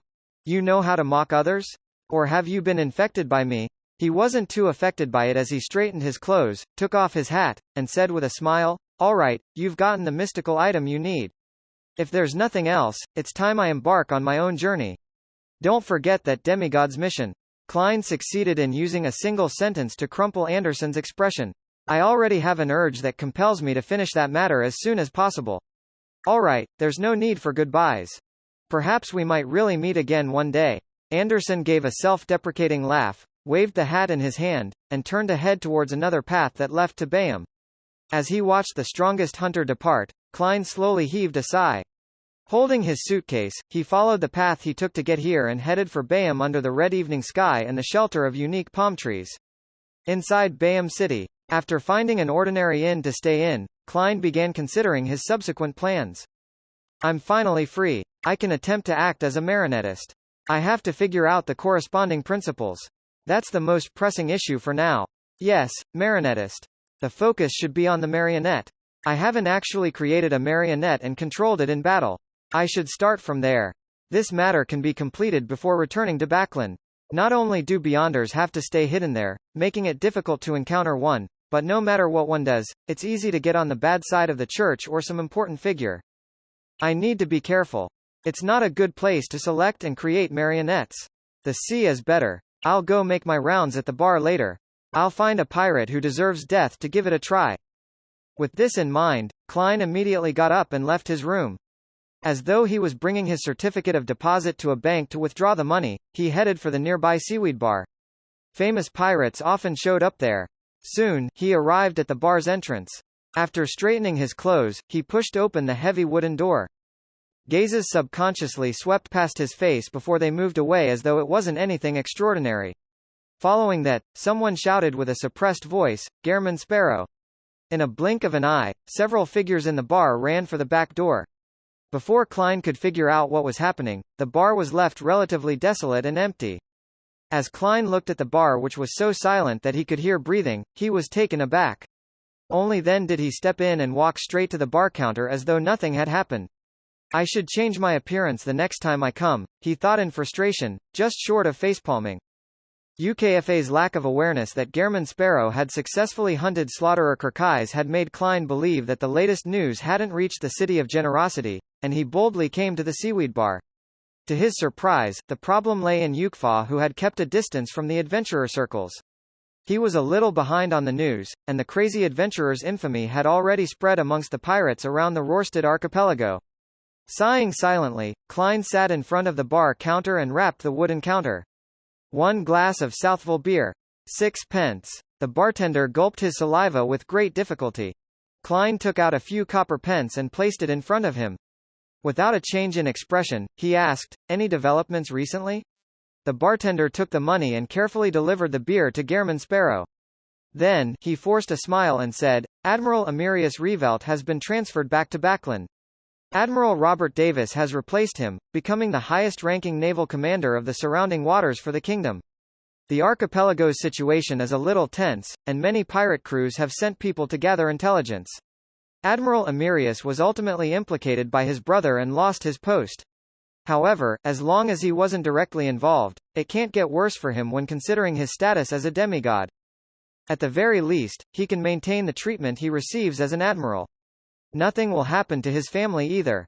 Once the matter blows over, he might still have a chance of being a high-ranking member of the Navy." Klein gulped down the beer and asked in passing, "Which family is Robert Davis from?" "No, he's not a noble. He's one of the rare officers who slowly rose up the ranks to admiral. In the Berserk Sea, Sonia Island, and East Balam, he has rendered plenty of meritorious services." The bartender recalled the commendations the papers recently had for Admiral Robert Davis. After a pause, he said, "However, I heard that he has received the sponsorship of many nobles." "Yes, with the Imperial Navy, admirals who are from the royal family or aristocrats, or have close ties with them take up at least 80%. The remaining 20% are mainly rear admirals and vice-admirals."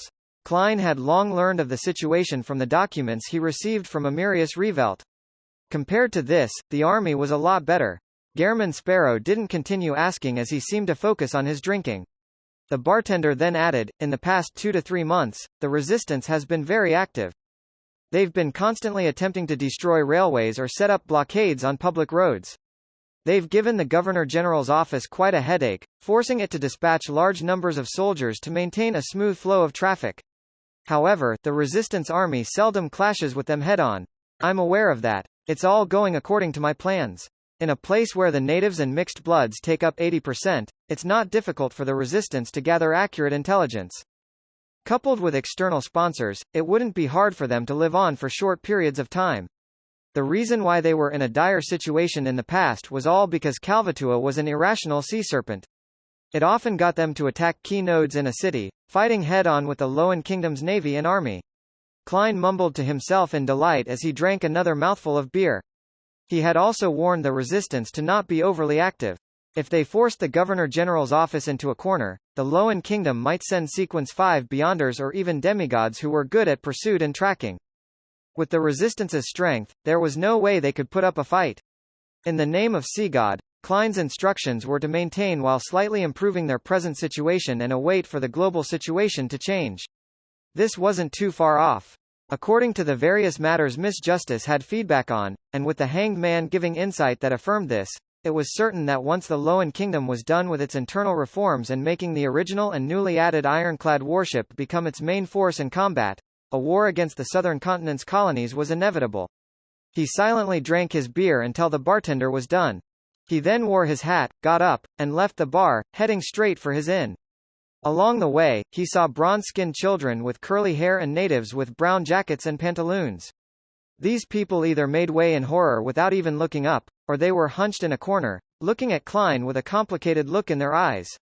Klein helplessly curved the ends of his lips as he silently returned to his room. He didn't immediately change his appearance and head to the various bars to seek out pirates. This was because he was certain that they would hide the entire night and not appear again. Just as Klein was planning to enter Grissel's travels to explore it, there was a knock on his door. Without needing to ask, all he did was grip the knob when the visitor's appearance naturally surfaced in his mind. It was a middle-aged man dressed in a dark red coat and white slacks. He wore a ship-shaped hat. The corners of his eyes and mouth, as well as his forehead, had clear wrinkles. He was none other than the captain of the White Agate, military personnel, Just Ellen. Impressive. News of me appearing in Bayham just spread, and he managed to find where I'm staying. Of course, it's because I didn't attempt to hide myself. I directly used my identification documents to check in. Klein turned the knob and pulled open the door. He politely greeted him, "Good evening." "Good evening. I'm very glad to see you back in Bayham." Ellen took off his hat and entered the room without any reservations. "Is there something?" Klein pulled a chair over and sat down. Ellen sat opposite him and chuckled. "Isn't visiting a friend the most important matter? You're such a smooth talker. Too bad Anderson is gone, or he can learn from you." Klein felt triggered for some reason. He maintained his usual state and looked into Ellen's eyes. "All right, you've made your visit." Ellen seemed to have expected such a response. He smiled and said, "Do you still remember Donna? Of course, she and her brother are adorable. I wonder if they've recovered from the fright I gave them the last time and have given up any curiosity towards the mysterious world." Klein calmly replied, "I don't have amnesia. Forgetting unimportant matters aids our mental health." "Heh heh, this isn't said by Emperor Russell." Ellen simply explained, "Didn't you tell Donna's father that he should post an advertisement in the Sonia Morning Post for 3 days in a row, asking to buy Demir's special cured meat if he needs your help? He did so recently, but unfortunately, you weren't in Bayham or the nearby seas. What happened after that?" Klein's instincts told him that Donna and her family weren't in serious trouble based on Ellen's relaxed attitude. Ellen chuckled and said, "I heard your conversation back then, and after discovering the advertisement, I visited them using the address. As you know, Donna is a lovely lady. She reminds me of my daughter. The matter isn't too complicated. Erdi, who's Donna's father, had a bunch of valuable goods plundered by the crazy captain. This plunged him into a terrible economic situation. Although it isn't as bad as going bankrupt, life for him has definitely turned for the worse. That's why he wishes to commission you to get the goods back. I knew you weren't in Bayham back then, so I had to go through my own channels to help Erdi recoup the goods at a reasonable price." Crazy Captain? Klein first found the title familiar before recalling where he had heard it before. According to red-haired Helena, Vice Admiral Ailment Trass's delivery of slaves for the Demonist sect was passed off to Crazy Captain Connors Victor. The latter appeared to have close connections with many of the slave dealers and merchants in the Loan Kingdom. And this was tied to the truth behind the human disappearances in the colonies, as well as the underlying reason of the Great Smog of Backland. I've always been trying to investigate this matter. Back when I attacked Tracy, that was half the reason, but unfortunately, I didn't succeed. Later, I was busy acting for the digesting of the potion and my search for mermaids, so I temporarily abandoned my investigations." Klein's thoughts raced as he asked without a perturbed look, "Where's Crazy Captain now?" "Erdi has already gotten back his goods," Ellen hissed, emphasizing that the matter had been settled. Klein looked at him and repeated, "Where's Connors Victor now?" Ellen shook his head in exasperation. "I've no idea, but his subordinates are still in Bayham trying to gather intelligence. As you know, Admiral Emirius has returned to Backland, and he's been replaced by Admiral Davis. Many changes are in place, so the pirates need to have a new handle of the latest situation. Therefore, I guess that Connors's ship is docked in the shadows of one of the nearby islands, but that's a guess with no way to confirm." After listening in silence with his hands clasped, Klein said, "Thank you." Ellen exhaled and looked out the window as his expression rapidly turned solemn. I came here today to tell you that you're too eye-catching. The higher-ups are beginning to pay attention to you. A powerhouse that can easily kill Kirkais wouldn't be ignored. It's best you stop using this identity for checking in. Otherwise, you might face some difficult problems. Klein nodded seriously and said, all right. He was very grateful for Captain Elend's warning, but he didn't show it on his face. After Elend left, Klein immediately changed his appearance, switched ins, and confirmed that he wasn't tracked by the military. After doing all of that, he began considering the search for crazy Captain Connors Victor. To others, this was an extremely difficult task, but Klein had a trick up his sleeve. It was to use the Sea God Scepter and communicate with nearby sea creatures. As long as Connors Victor was in the Rorstad Archipelago's waters, there was no way he could hide from Klein. Of course, it was necessary that he had enough time to perform the search. Above the grey fog, Klein extended his hand and summoned the Sea God Scepter from the junk pile. He began browsing through the countless points of light swirling about the sealed artifact. Every point of light corresponded to a believer's prayer. The glows swirled with ethereal holiness. Soon, Klein did a preliminary screening as he focused on the waters instead of the archipelago. After he had isolated the Sea God Scepter above the grey fog, he was unable to directly use the divine artifact to sense the surrounding waters and do anything effective. He had to rely on the scenes of his believers' prayers as a foundation before reaching out 5 nautical miles to influence the corresponding undersea creatures. Klein emanated his spirituality and touched one of the specks of light.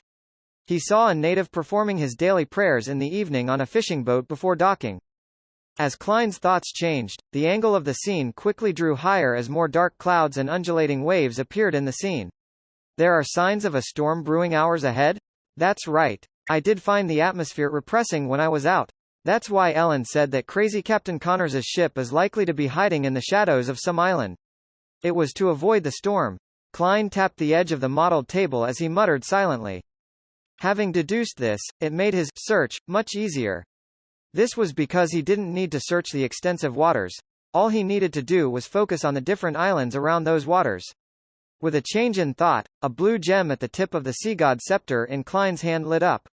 On the waters which no longer had the fishing boat, the crimson moonlight shone down on the deep blue waves that were slowly rising. Suddenly, splashes silently surged upwards as an exaggerated eye looking up into the sky surfaced. Beneath the eye was a massive silhouette. At the same time, all kinds of fish began surfacing nearby. They took in the indistinct halo that came scattering down, and they circled around before swimming down and headed in different directions. 10 seconds later, the waters in a 5 nautical mile radius returned to its previous state. The deep blue waves rose up to a high height again, awaiting the final eruption. Phew, this is a little draining. Klein raised his left hand to rub his temple. He wasn't only simply commandeering the sea creatures, he had also bestowed them with remnant Beyonder spirituality to a certain degree. It allowed them to transmit the scenes they saw by praying after they discovered any docked ships around the island. This wasn't too difficult or complicated for the Sea God Scepter, but it was burdensome and draining for the controller, Klein. Then, Klein selected a few praying believers situated on different islands around the archipelago. He then used the same method to command the sea creatures of the region. After doing all of this, he didn't bother throwing the Sea God Scepter into the junk pile before returning to the real world. He took off his coat and collapsed into bed. Having expended his spirituality to the limit, he believed that he would fall asleep immediately. Yet, his head began aching, preventing him from opening his eyes or falling asleep. Klein could clearly feel that his skin seemed overly sensitive. Lumps grew over his skin, and hidden beneath them were countless meat tendrils. Indeed, as Mr. Hangman said, if you drain your spirituality to 0 for 2 consecutive days, you'll definitely start hearing things and show signs of losing control. My body became a little abnormal just from reaching my limits once despite not even maintaining it for too long. Of course, it's because I've only recently advanced, and I haven't digested much. Furthermore, there's the excess from the potions from the prior sequences. Klein regained his train of thought as he attempted to cogitate the stacked spherical lights so as to calm the fatigue of his body and mind. Having gradually recovered, he finally fell asleep. By the time he woke up, it was in the middle of the night. At that moment, the winds were howling outside. The rain was pouring as the storm had finally unleashed its might after a prolonged period of brewing. And this wasn't a rare situation in Bayham. Apart from that, the night was relatively serene. Klein went to the washroom to clear his bowels. Washing his hands and taking 4 steps counterclockwise, he once again appeared above the grey fog. He picked up the sea god's scepter on the end of the long bronze table and began browsing through the scenes from the sea creatures. The scenes were that of ships, all located at different ports, harbors, or the shadows of different islands. Although Klein hadn't seen Crazy Captain Connors Victor, he had previously learned of his traits and the various emblems of his pirate crew. Therefore, he wasn't afraid of failing to identify him. Scenes flashed past as he patiently scrutinized the details of the ships. About 10 minutes later, a look of unconcealed joy appeared in his eyes. He zoomed in on a scene as he pulled the orientation of the scene closer. He had found the suspected ship. The ship was docked at the back of Saimim Island, an island furthest from the Rorstad archipelago. Behind it was a towering cliff with churning waves below it. Its sails and flag had been reefed up, but there was a white skull emblem with an eye patch on the 2 sides of the ship. This was none other than the emblem of the Crazy Captain's pirate crew. Klein removed the spirit pendulum from his left wrist and made a confirmation with divination. The answer made him rejoice, as it was indeed Connors Victor's ship. And Crazy Captain only had 1 ship. It's no wonder that despite most adventurers at sea knowing that Crazy Captain is in contact with the kingdom's human traffickers and slave merchants, the Church of Storms's investigations of the colony disappearances didn't point to him. He only has a bounty of £3,300. The pirate crew only has 1 ship, so it just looks like it's a small business. It's impossible for him to do large-scale human trafficking. What should I do next? Klein first sighed silently before considering his angle of investigation. His first reaction was to summon a massive undersea creature, hitch a ride on something akin to a whale, and head straight for Saimim Island while the storm continued. Then, he could infiltrate and use his powers as a marionettist to control Crazy Captain Connors Victor without causing too much a stir. But on careful thought, he felt that it was a rash decision. It wasn't a problem dealing with other pirates who weren't at the pirate admiral level. But since Crazy Captain Connors Victor was involved with a terrifying matter like the Great Smog of Backland, he had to consider that Connors's normal actions were just a disguise. In consideration of how he might have another identity, with the ship concealing some secrets, there was a high chance that there was a trap that could deal with pirate admirals. Klein might not walk out alive despite being armed to the teeth if he made such a rash infiltration attempt. Should I summon myself and head over with the sea god's scepter as a spirit body? This can avoid some accidents, as I can immediately end the summoning if anything goes wrong. However, the sea god's scepter is essentially the Beyonder characteristic of a high-sequence Beyonder from the storm pathway. As long as it appears in the real world, it might attract Sea King Jan Kotman. This will prevent the situation from developing as I expect it to. Klein looked at the storm in the scene as he came up with a preliminary plan. Before that, he conjured a pen and paper and wrote the divination statement. Dealing with Connors Victor is very dangerous. Picking up the silver chain of the spirit pendulum, Klein reined in his thoughts and focused on the divination. Soon, he opened his eyes to see the topaz pendant turning clockwise at a high frequency and large amplitudes. This meant that dealing with Connors Victor was very dangerous. It's as I expected. Thankfully, I didn't rashly rush over. Klein picked up the sea god's scepter and decided on executing the plan he had just thought of. It was to use the prayer scene and strike Connors Victor's ship with the sea god's scepter from afar by using the cover of the storm. He would rouse the nest and force out its secret. After grasping the relevant situation, he would end the attacks before Sea King Jan Kotman sensed the abnormality or arrived at the scene. Klein wouldn't feel disappointed if Connors Victor unfortunately landed in the hands of the Sea King. This was because he would have to think of the means to pass the information to the 3 churches after he figured out the truth of the Great Smog of Backland. If Crazy Captain successfully escaped, Klein would have pried into his secrets by rousing the nest. He could then subsequently formulate a plan of attack. Phew! Klein slowly exhaled as he watched the ship bob about with the dark crashing waves before raising the sea god's scepter high in the air. At the tip of the scepter, the blue gems that circled around it had begun to emit a bright light. Saimim Island. Under the towering cliff, dark seawaters were being roused by the surrounding waves as they churned about considerably. On Crazy Captain Connors Victor's ship named the Single-Eyed Skull, a few pirates donned cloaks as they pulled up their hats.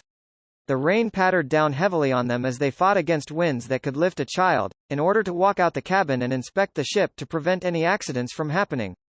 Their cloaks were made of linen, but their surfaces were smeared with an already hardened sticky liquid. The raindrops were unable to permeate through that layer and could only flow down onto the deck. The liquid was Donningsman tree sap, produced from the southern continent's rainforest. It was naturally water-resistant and was quite commonly seen. It was originally rather cheap, but after a research team last year suspected that it had beneficial effects on hair growth, its price skyrocketed. In such weather it's suitable to be inside the Red Theater, drinking liquor, smoking weed, and having women in your arms. A pirate looked out of the shipboard and grumbled. His companion echoed him as he pulled at his cloak's hood. I heard there's a bunch of new arrivals at the Red Theater. I really want to give them a try. How did you learn of that? Another pirate asked in passing. He was met with a chuckle. I heard it from the boss. It's not like you have no idea what captain's business is. That's why the boss knows plenty of human traffickers. Ha! They prefer to be called slave merchants. Speaking of which, I recall what happened that time. The pirate who spoke at the beginning wore a reminiscent look. Among the goods sent over, there was a young noble lady who had fled from her home. Her skin, figure, looks, tisk, were. I have no idea how to describe it.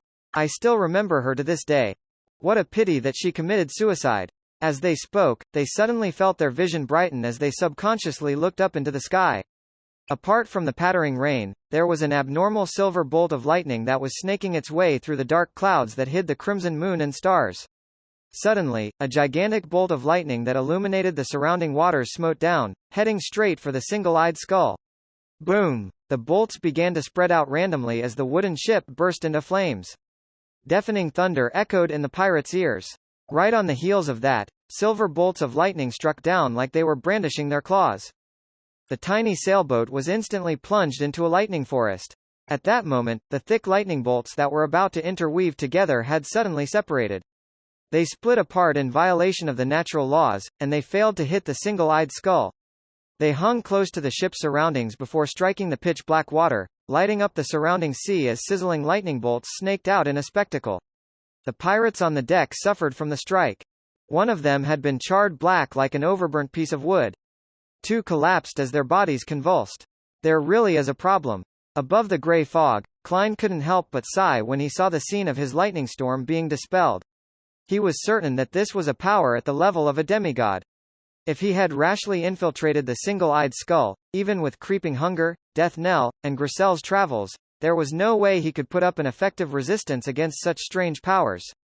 And by then, he wouldn't have the time to pray to himself and respond using the sea god's scepter above the grey fog. Taking a deep breath, Klein made all the blue gems on the tip of the white-boned scepter light up.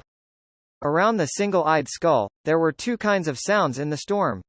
One was piercingly sharp, as though it could prick through one's eardrums and penetrate one's brain. The other was deep, sounding like a beating heart as it struck on one's spirit body. This gave the pirates an extremely uncomfortable experience, with many having the urge to vomit blood. However, this was only the beginning. The sound of splashing water intensified as a dark wave surged up to a height of nearly 10 meters, running opposite the island's cliffside. The wave was like a wall created by a deity as he pushed it toward the single-eyed skull with an invisible hand. This was a tsunami that Klein created. It could already be considered a calamity. The whooshing sound of the wave sounded like explosions as the pirates on board looked at the dark sky outside, the churning clouds, and the massive tsunami. It felt like the apocalypse mentioned in mythical legends had arrived. They lost all will to save themselves. But as they were waiting in despair for the final judgment, a disturbance that didn't abide by logic or scientific laws appeared in the middle of the waves created by the tsunami. An indescribable vortex rapidly took form as it tore through the entire wave, causing the terrifying waves to rapidly collapse as a result.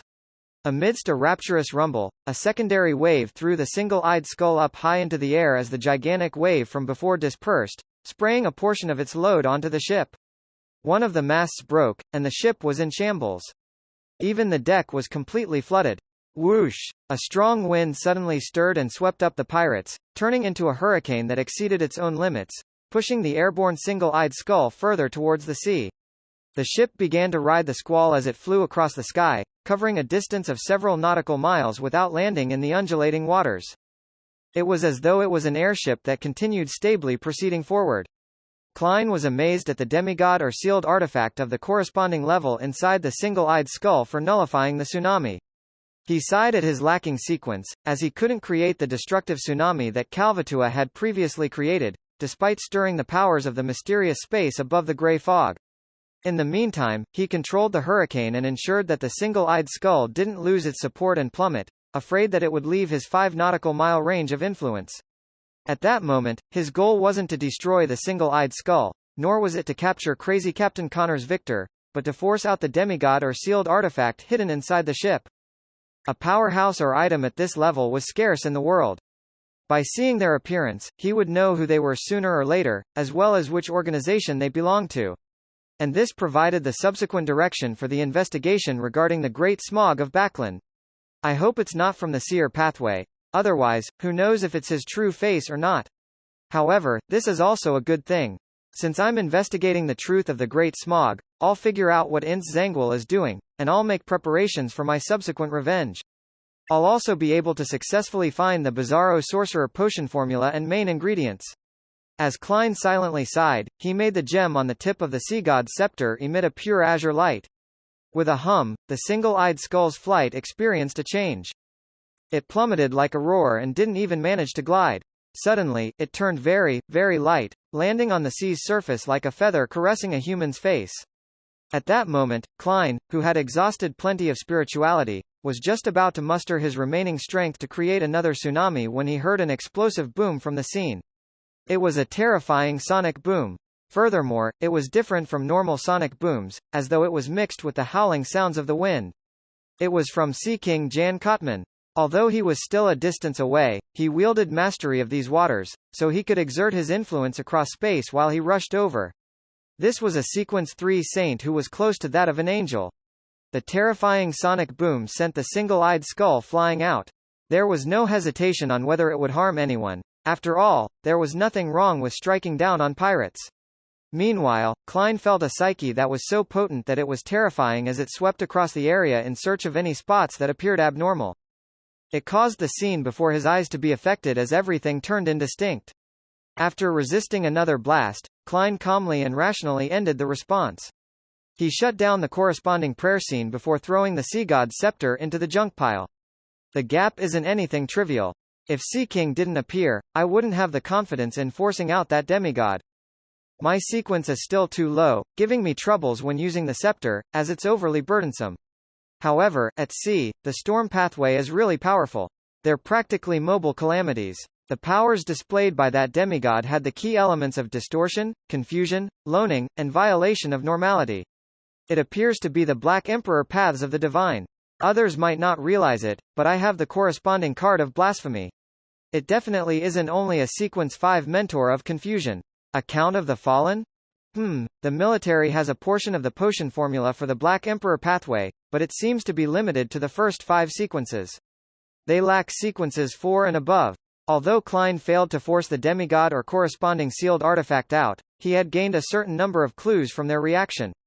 He suspected that a particular faction in the royal family wasn't only cooperating with the Demonist sect and Ince Zangwill, but it was also secretly in cahoots with a faction that wielded most of the sequences of the Black Emperor pathway. The descendants of Solomon or Trunsost? Is King of the Five Seas Nast involved in this? Klein was in serious thought when he heard overlapping prayers in his ear. It broke his train of thought as he instinctively emanated his spirituality and touched the rippling light beside his chair. Then, he saw Danitz. This well-known pirate had his eyes closed as he piously prayed to the Fool. Klein took out his pocket watch in a daze and took a few looks at the time to confirm that it was almost 3 in the morning. Is he nuts? Why is he praying in the middle of the night? Does he not want me to sleep? Klein watched carefully in exasperated amusement and discovered that Danitz looked tipsy.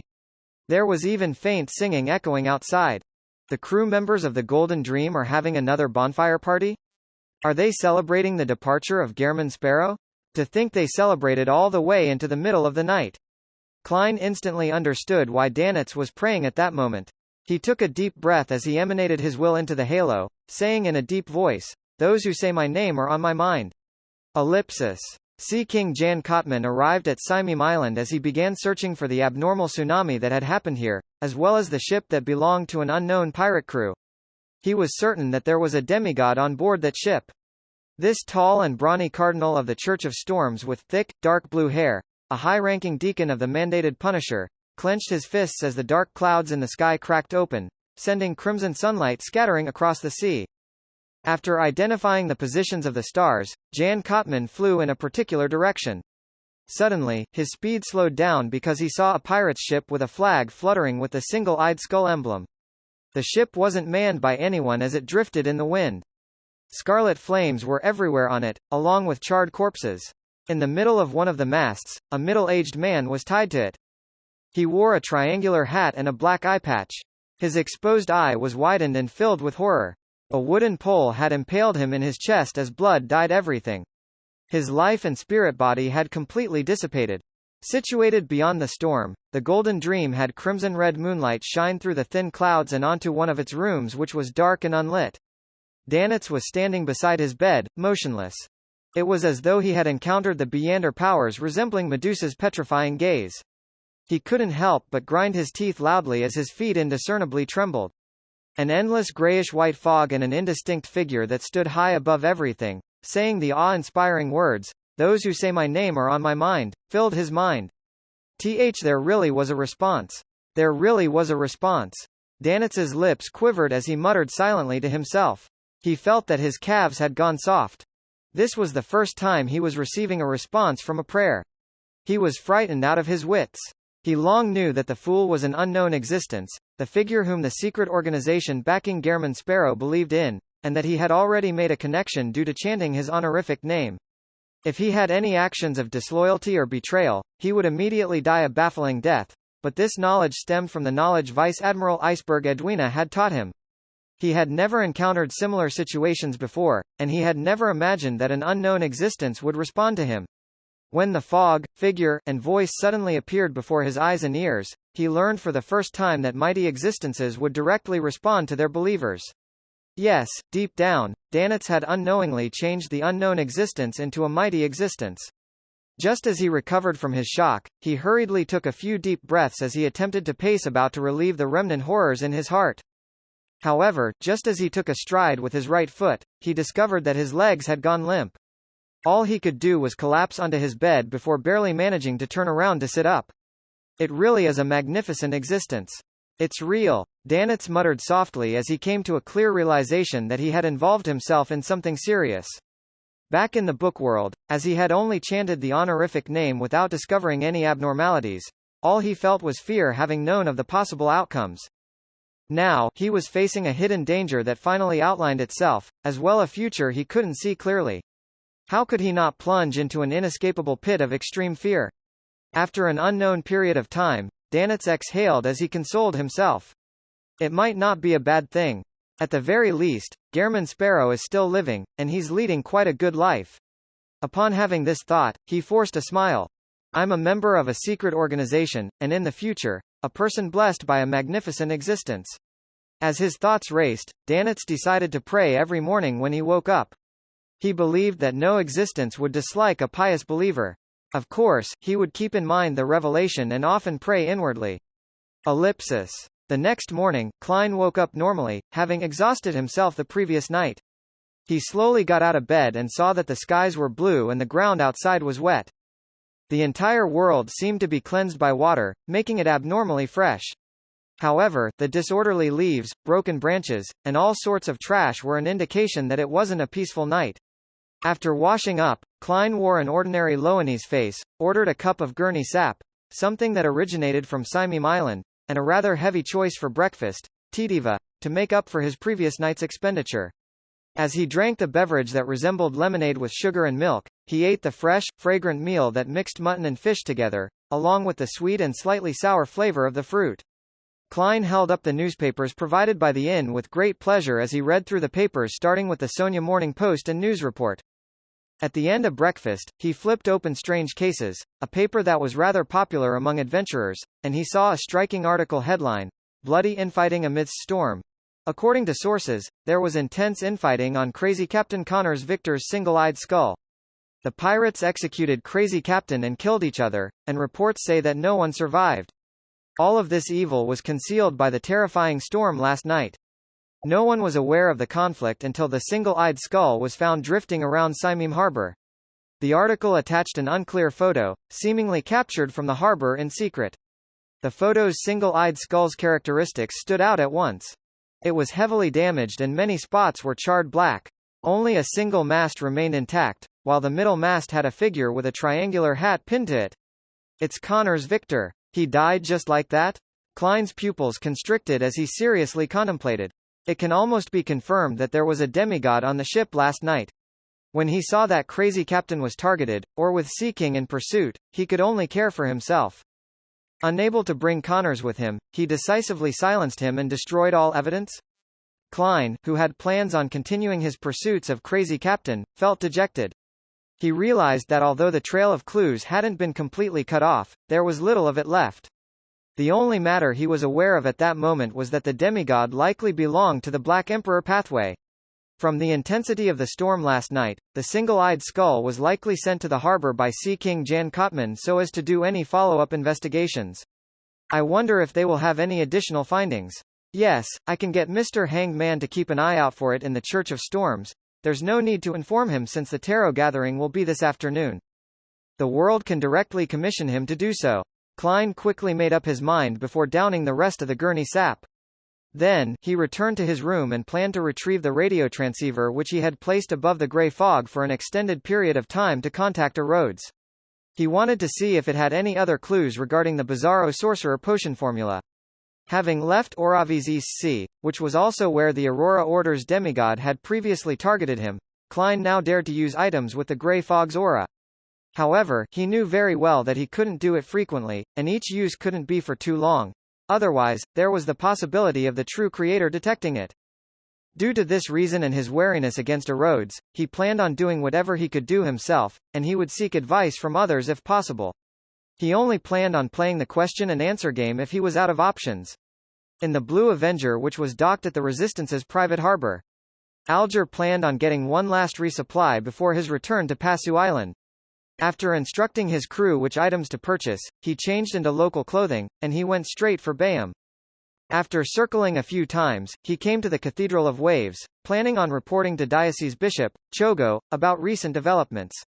Although he was returning to Passu Island and reporting his work to the upper echelons of the church, he knew very well who his immediate superior was. He knew that he needed to act appropriately and not make his superior believe that he was skipping the chain of command by directly establishing relations with the upper echelons. Chogo remained hale and hearty as he was very pleased with Alger's proactive reporting. After he heard that, he said with a brisk tone, "There's no need to worry about it. It's just routine reporting. I've already informed His Eminence Kotman that you're devoted to the Lord and are loyal to the Church. You're one of the most trusted captains, and His Eminence Kotman will inform the Council of Cardinals of this." He paused, but without giving Alger any time to speak, he continued, "In addition, there's another mission. Investigate people who are intimately tied to Crazy Captain Connors Victor. This is a mission directly issued by His Eminence Kotman. You have to take it seriously." Investigate people related to Crazy Captain? Alger was puzzled, but he didn't question it. Instead, he struck his right fist on his left breast and said, "Yes, Your Excellency." The grizzled Chogo nodded and thought for 2 seconds before asking, "Do you know Gehrman Sparrow?" This question sounded like a bolt out of the blue. It left Alger's pupils constricting as he nearly lost control on the spot. Thankfully, he was mentally strong, allowing him to barely maintain his normal state. "I've heard of him. He's been very famous recently. Not only has he hunted Wormtongue Methor and seriously injured Tracy, but he has also boarded Catalya's future." Alger droned on to hide the stirrings in his heart. Chogo made a terse acknowledgement. "You were at sea, so you're a little behind on the news. Gehrman Sparrow killed Kirkais at Toscarter last week and obtained his bounty." "Hee, that pirate was indeed a devil, a Sequence 5 devil." "Kirkais? Agalito's second mate?" Alger asked with very honest emotions. He knew that Kirkais was suspected to be a Sequence 5, but he didn't know that he was of the Devil pathway. And the fact he was both a Sequence 5 and a Devil meant plenty of things.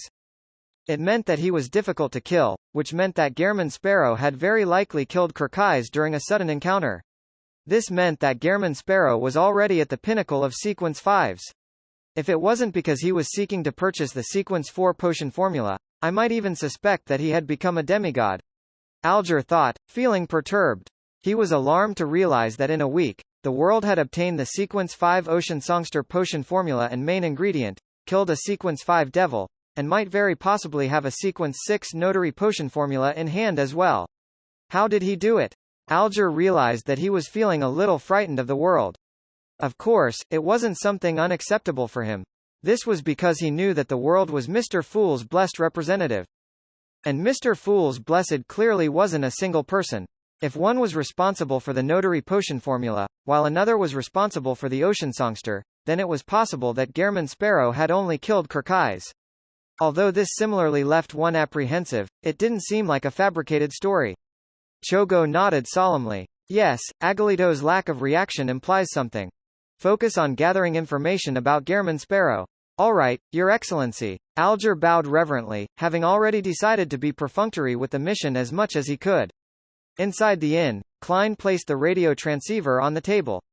Before long, rushed clacking sounds were heard. Amidst the clacking sounds, the radio transceiver spewed out new illusory paper. On the paper were words composed of Loanese. Great Master, your loyal and humble servant, Erodes, has finally caught up to you. There's no need to be so excited. Oh, the way Erodes speaks is as professional as always. He didn't express his bitterness about not being able to contact me for prolonged periods of time, nor did he question me about why I haven't been looking for it. It directly blamed itself by claiming that it hadn't caught up to me. It makes me feel a little guilty. But, I still need to be wary. Klein was momentarily at a loss for an answer.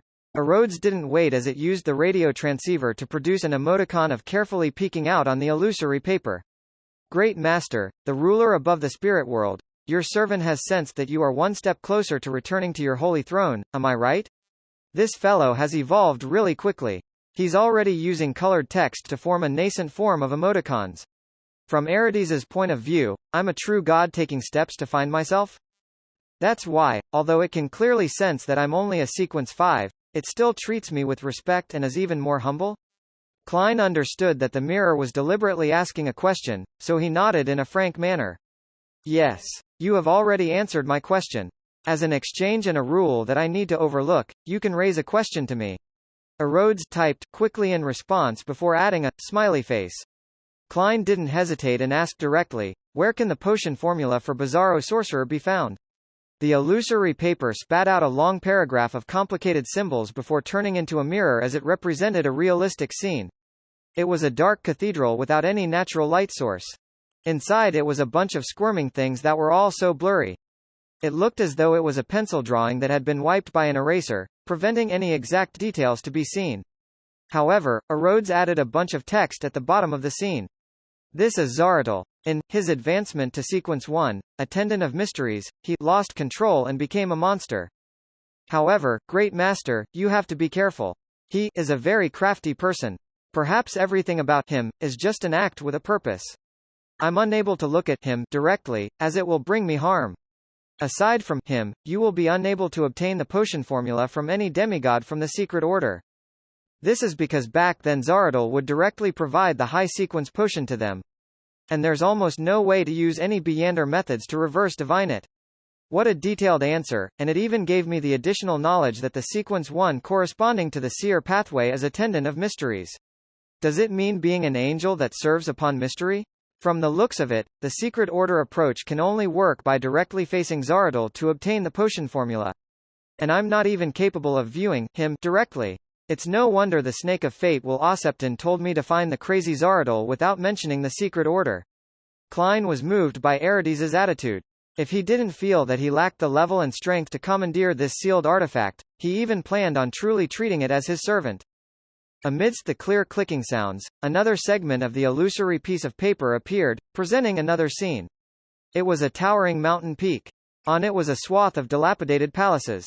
Inside it was a gigantic stone chair. Klein was very familiar with this scene. Without Arides's footnote, he knew what it represented. The Antigonus family's treasure hidden at the main peak of the Hornassus mountain range. White paper continued being spat out as a new scene was presented. Just like a movie, it had changes in the camera angle. The first scene that appeared in Klein's eyes was a lofty Gothic-style bell tower and beautiful palaces around it. The former represented the Bell of Order, and the latter represented the Sodella Palace. They were landmark buildings in Backland. The scene changed, and soon, there was a new building on the paper. It was a pure black cathedral with two symmetrical bell towers. The scene of the cathedral's interior grew larger, and soon, it presented the entirety of the interior. It was then fixed at a pair of iron black doors that swung open. The door was abnormally heavy, and on it were 7 dark sacred emblems, as though they were guards of the tenebrous heaven. Channy's Gate. St. Samuel Cathedral. Klein recognized the familiarly styled door. Based on the architectural style, he confirmed that the cathedral was the church of the Evernight goddesses' headquarters of the Backlund Diocese, St. Samuel Cathedral. White paper was spat out and the scene changed as it plunged deep into the darkness. On an empty bookshelf built from bones, there sat an ancient notebook. It was a black hard-covered book. Klein recognized the notebook at once. It was the Antigonus family's notebook which had caused the death of the original Klein. After going round and round, everything came back full circle. Klein silently observed it for a moment, and after the scenes disappeared did he regain control of his thought processes. Yes, back then, the members of the Aurora Order were able to see the clown potion formula from the notebook.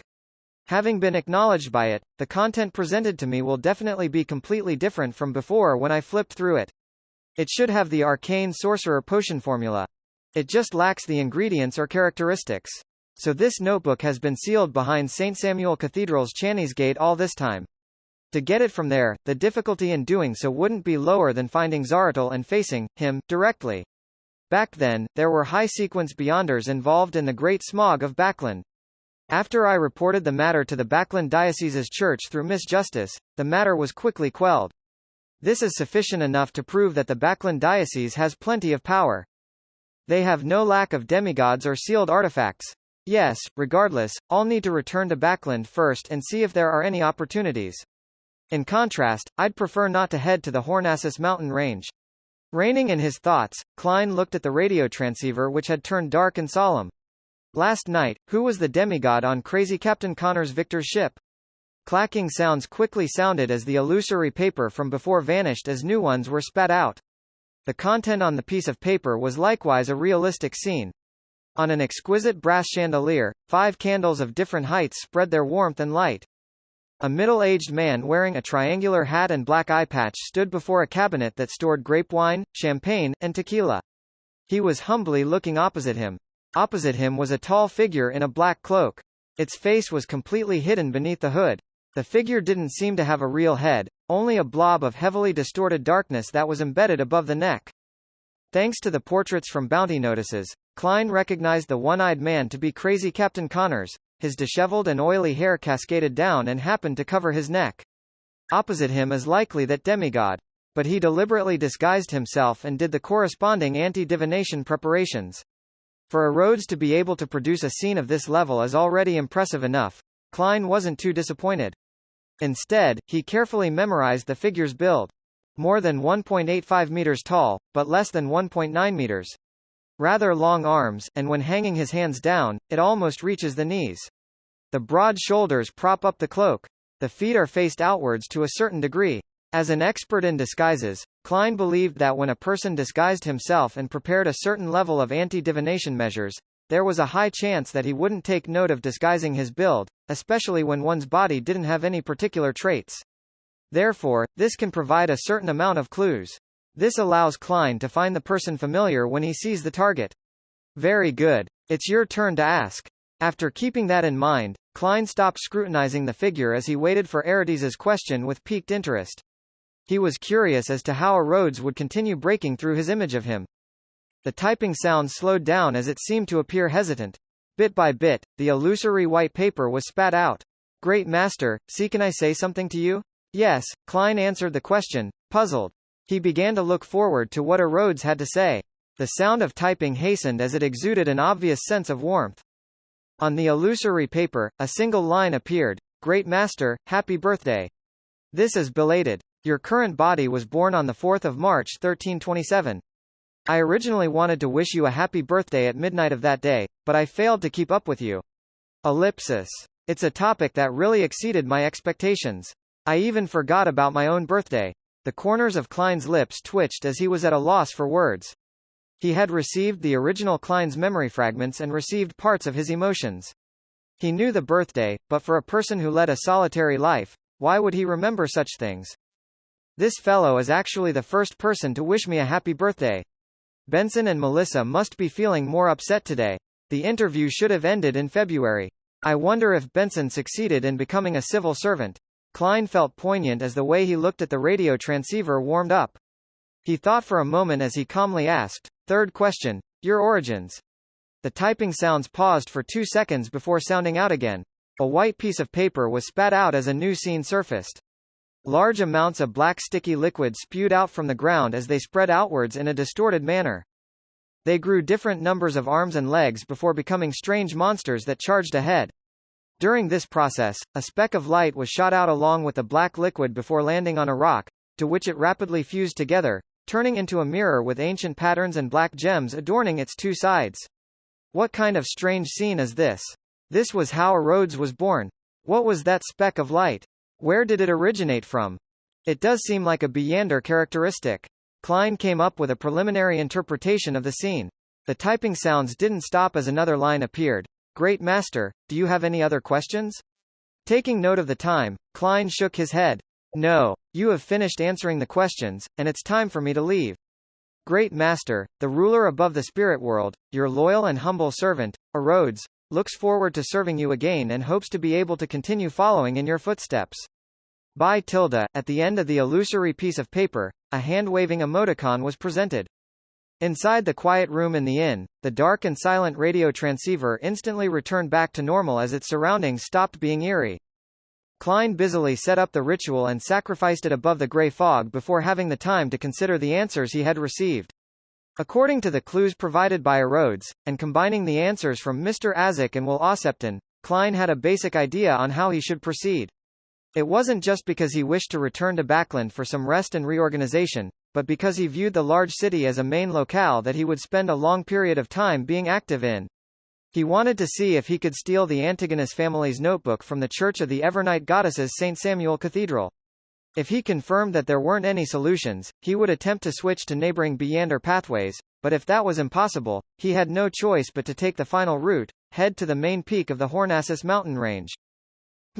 I definitely can't use my identity as Sherlock Moriarty when I'm back in Backland unless I wish to dig out Ince Zangwill or the royal family faction that's hiding in the darkness. However, when contacting people I'm familiar with or using the resources of the Church of Steam, I can transform back into Sherlock Moriarty. In short, I have to create a new identity. Furthermore, it has to be completely separate from Gehrman Sparrow. I won't directly return to Pritz Harbor this time. I'll make a detour to Daisy Bay and make sure that no one can figure out my background. Klein's thoughts raced and he soon came up with a clear train of thought. After determining the next steps of action to take, he planned on drawing some blood and heading above the grey fog to explore Grissell's travels using his spirit body, but in consideration that there was a tarot gathering in the afternoon, he lay back in bed and took the time to rest and relax. Ellipsis. The future smoothly cruised through the undulating waves as Admiral of Stars Catalya stood by the window, watching the scenery that seemed to go on without end. And by the deck, there were Nina's exasperated shouts from time to time. She would be angrily scolding Frank Lee for producing a bunch of fast-growing, beef-flavored mushrooms that enjoyed eating fish. Catalya sighed silently as she nudged the heavy glasses on her nose bridge. At that moment, her spiritual perception was suddenly triggered as she looked down at her study desk. At some point in time, a few pieces of yellowed paper had appeared there. The Emperor's diary entries. She finally sent a messenger over. Catalya turned around in delight and picked up the few pieces of paper that were akin to a preliminary probe. By 3 in the afternoon, having memorized the symbols, Catalya saw the illusory crimson light surge at her like a tide, drowning her within. Under a high dome propped up by stone columns, Catalya saw similar red beams soar up, transforming into indistinct figures. She didn't look carefully, as she realized that a pair of familiar glasses had naturally appeared over her nose bridge. It was almost a perfect replica of the one from the outside world. Then, she caught Miss Justice elegantly stand up from the corner of her eye. Miss Justice briskly greeted the figure at the seat of honor. "Good afternoon, Mr. Fool Tilda. Audrey was in a good mood recently. After she returned to her family's castle, as an obedient daughter, she helped her mother, Lady Caitlin, resolve some psychological problems that stemmed from her age and physical condition. She received extremely good feedback, allowing her to conclude more of the acting principles for psychiatrist. Amongst them, the most important principle was to help others resolve psychological issues. She suspected that this was the reason why the potion's name was psychiatrist and not psychologist. Miss Justice is very happy. Klein appeared infected as he nodded with a smile as a response. During this process, he noticed that Mr. Hanged Man appeared to be preoccupied with concerns. He looked like he was hesitating and struggling, having not made up his mind. This means that Mr. Hanged Man is able to buy the Ocean Songster's potion formula and main ingredient, but he will have to pay a huge price. I thought he would request to pay for it in installments. The fool Klein reined in his gaze without any signs of unrest as he surveyed the area. After Miss Justice was done with her greeting, Catalya looked towards the end of the long bronze table.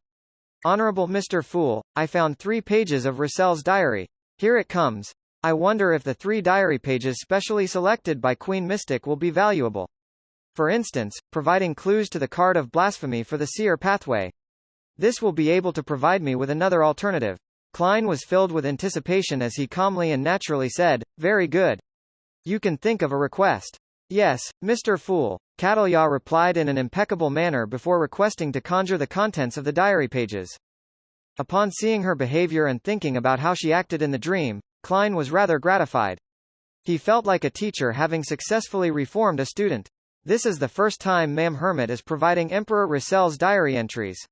With the standards and ability she has showcased, it's impossible for her to have failed to find it in the past. Yes, in the past, she was more of an observer. After being punished by Mr. Fool, she has truly integrated into our tarot club? Together with how Catalya had performed last week, Audrey made a judgment. Meanwhile, she sensed that Mr. Hanged Man didn't seem normal. He looked like he was anticipating something but was also unable to bring himself to part with something. She was rather intrigued. Klein didn't wait too long before the 3 diary pages were conjured and came into his hands. Derek and the other members instinctively fell silent, so as to not disturb Mr. Fool's reading. The 9th of February. Today is Bornova's birthday. He's already a healthy, strong, honest, and kind young man. His piousness has won the church's favor. Everyone is congratulating me, saying that Bornova will definitely become a saint. They praise him for how pure and flawless his faith is. I should be very happy, but I can't hide my dismay. I wish that my children can be more human, to have more emotions. I hope that they can be themselves, and not just a believer of a deity. However, almost everyone believes from the bottom of their hearts that Bornova's present state is excellent. Matilda is the same. Likewise for Seal. Most of my noble officials share the same feelings. Only Bernadette shares my point of view. She has told me in private that she believes a person should be more self-centered, as long as they don't harm others. Recalling the words Zaratul had said during Bornova's birth, as well as the premonition I've had after becoming a demigod, my heart is turning heavier. Adorable angel, what an adorable angel. Is this you being wary of me? Is this how you are attempting to control me? No, you can probably never understand the pride inside me. To me, so what if you're a deity?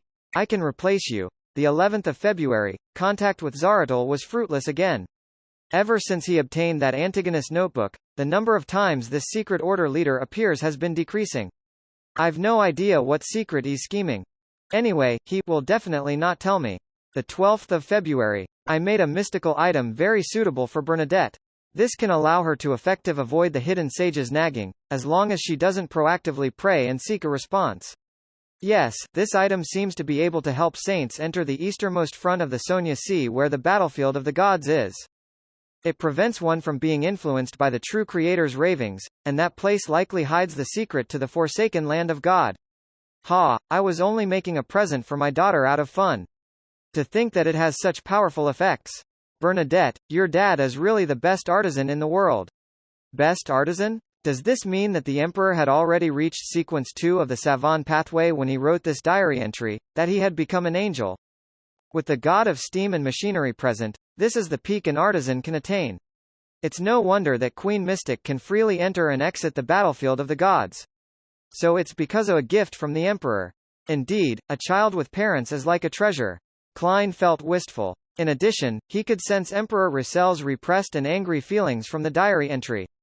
He used his comprehension skills that were honed from his previous life to figure out what was written in between the lines.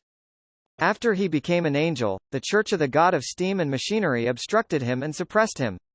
The God of Steam and Machinery had exerted some influence on his youngest son, Bornova, making him become the most devout believer and appointing him as someone who could become an angel and enter the land of perfection.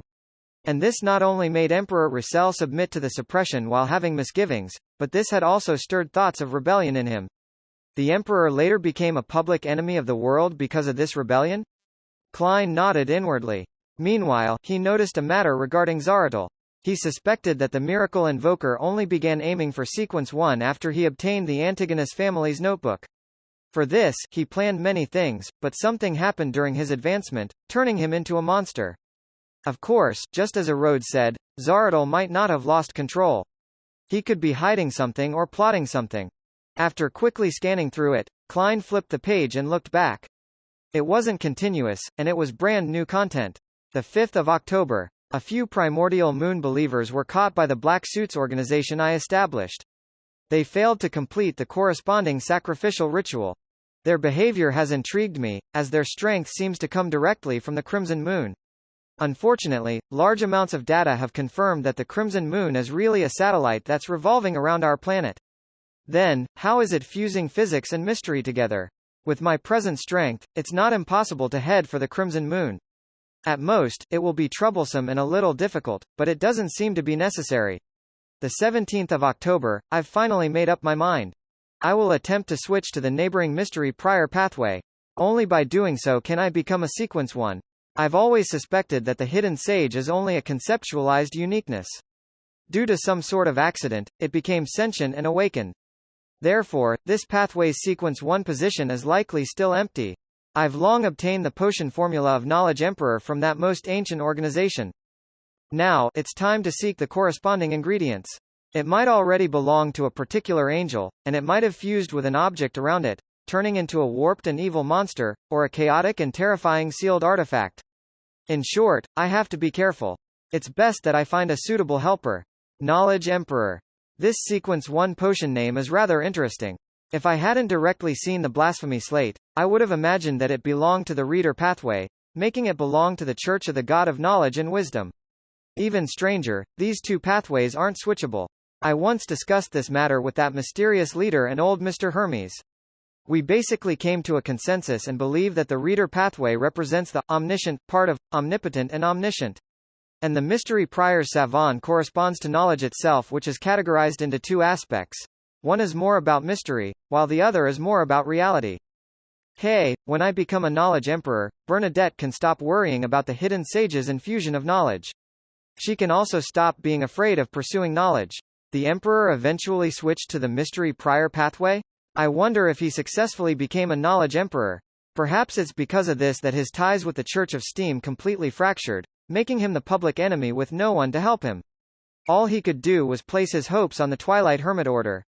Klein thought poignantly as he came up with possible conjectures. Apart from that, he was rather interested in the Emperor's explanation of how the reader pathway wasn't interchangeable with the mystery prior and savant pathway. He believed that by deepening his understanding of it, he might be able to figure out the rules and rationale behind the interchangeability of Beyonder pathways. To the typical Beyonder, the reader, mystery prior, and savant pathway belong to the knowledge domain. There should be a very strong connection between them, yet the former is different. Reader belongs to the omniscient part of the phrase, omnipotent and omniscient. Then, the secret suppliant, which is the shepherd pathway, is the omnipotent part. Then, there must be a certain intersection between the two. For example, being potent as a result of being erudite, and being erudite as a result of being potent.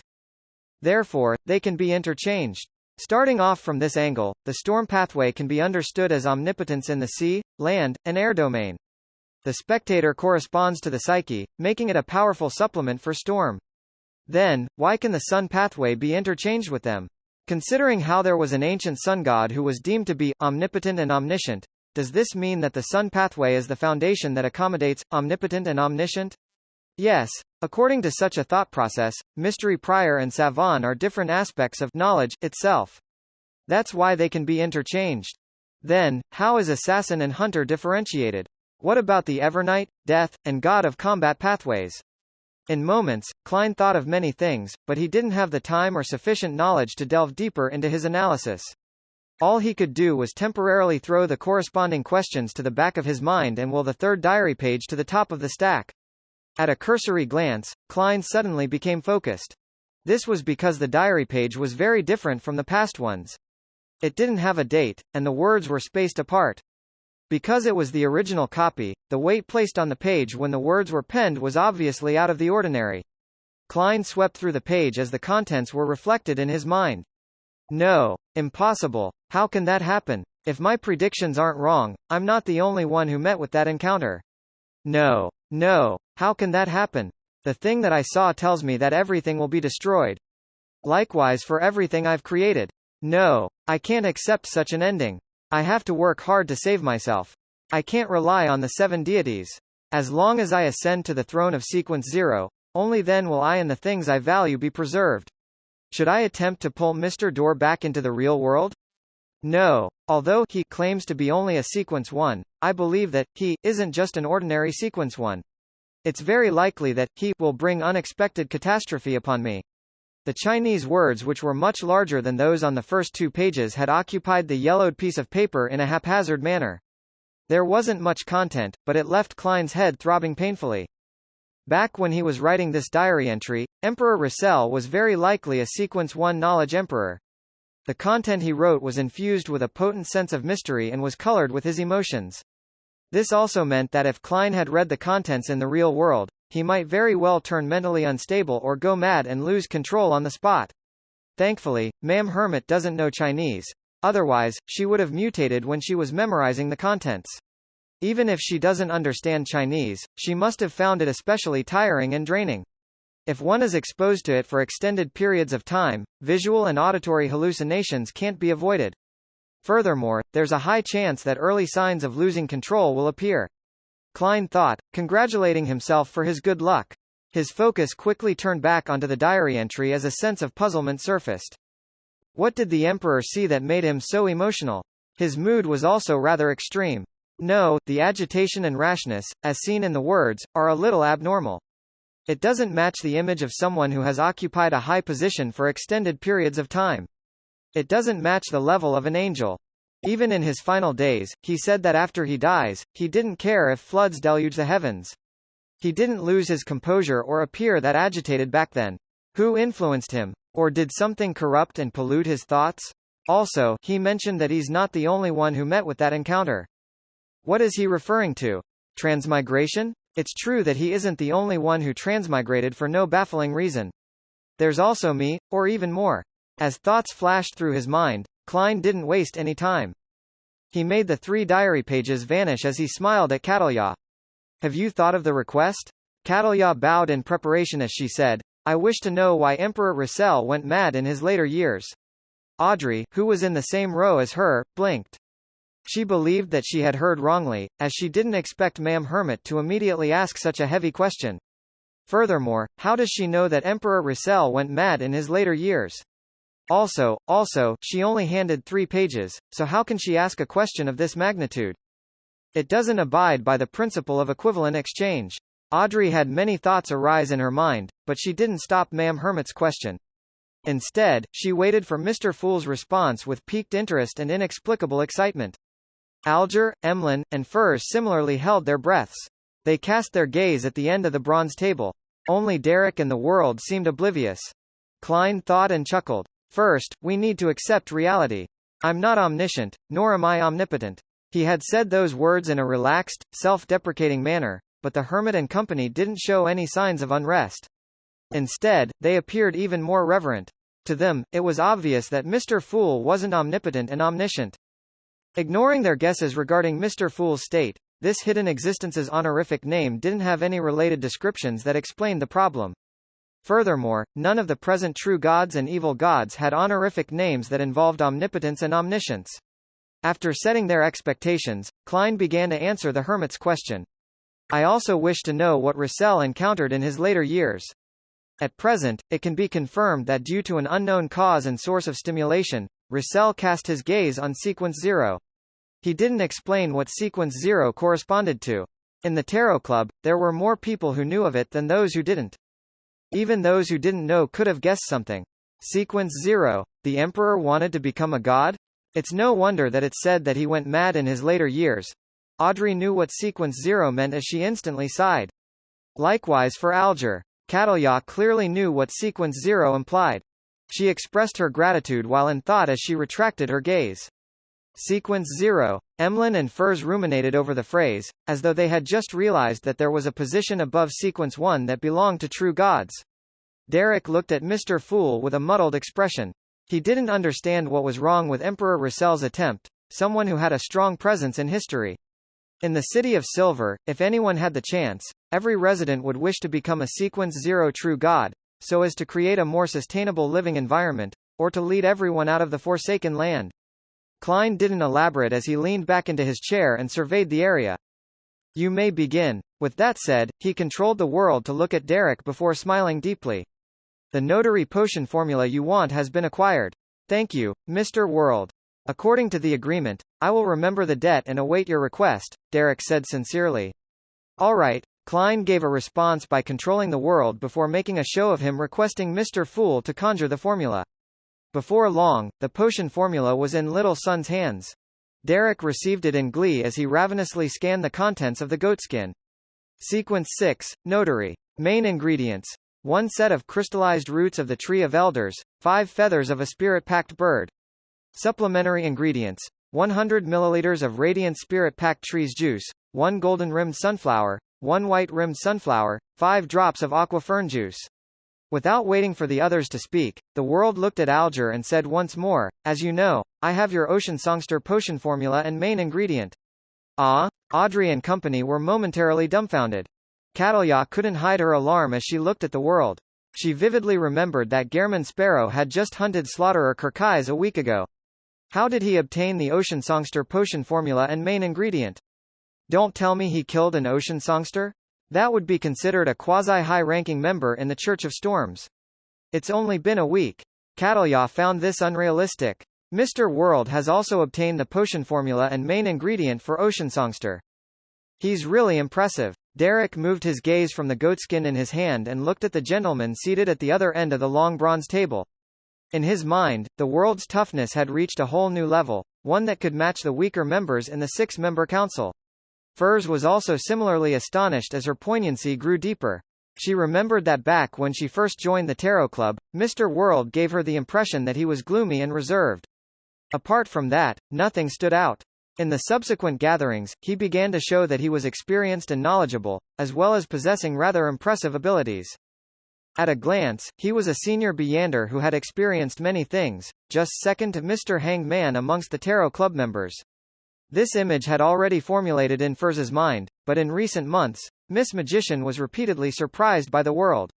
He was first capable of obtaining rather important information, and following that, he sold plenty of Beyander characteristics in a short span of time. He made her involuntarily suspect if he was a Beyander assassin who was active in the mysterious world. She feared him from the bottom of her heart, but along with that came happiness. This was because it meant that she could commission Mr. World with certain requests that would be met with high chances of success. When the new member, the Hermit, appeared, Furs even imagined that Mr. World's halo would be blanketed by this powerful lady. But to her surprise, he had snatched the limelight, and blinded everyone with his magnificence. To obtain the Ocean Songster potion formula, its corresponding main ingredient, and the notary potion formula was seemingly impossible by human standards. He really is impressive. I admire this kind of quiet and ordinary person who is actually very capable. Sigh, I wonder when I can become a Viscount. After this hunting competition, the winner will receive a prize that's likely something that will allow a Sanguine to become stronger. Emlyn White quickly turned his thoughts back to himself. As Audrey was sighing in amazement, she was puzzled about a matter from before. Why is the impressive Mr. World not searching for Emperor Russell's diary pages? He's not like Ma'am Hermit. He has already joined the Tarot Club for quite some time, and he doesn't need to observe. It's not like he doesn't have any requests that don't require him to search for Emperor Russell's diary pages to obtain something from Mr. Fool. Then, why isn't he searching for them? Has he privately submitted them? But why? Imperceptibly, Audrey felt that Mr. World and Mr. Fool had a connection to a certain degree, but she wasn't able to confirm it, as there were just too many possibilities. At this moment, Alger turned to the seat of honor after a few seconds of silence. Honorable Mr. Fool, I wish to communicate privately with the world. Here it comes. Klein nodded with anticipation as he isolated everyone's senses. Alger waited for 2 seconds before turning back to look at the world. Gehrman Sparrow. I will use an unknown primitive island's coordinates in exchange. On the island, there aren't only extinct Beyonder creatures that cannot be found on the northern and southern continent, but there's an ancient ruin of unknown age. Back then, it was discovered by Kilongos and me. Back then, we lacked the strength to delve deep inside it. However, he discovered certain traces, and he suspected that the ruins hide something extremely important. He believes that the value isn't lower than a card created by Emperor Russell.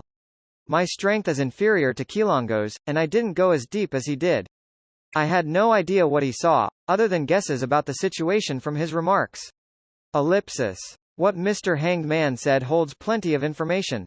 From the looks of it, he long knew Vice Admiral Hurricane Kilongos. They had even adventured together and found the primitive island and ancient ruins.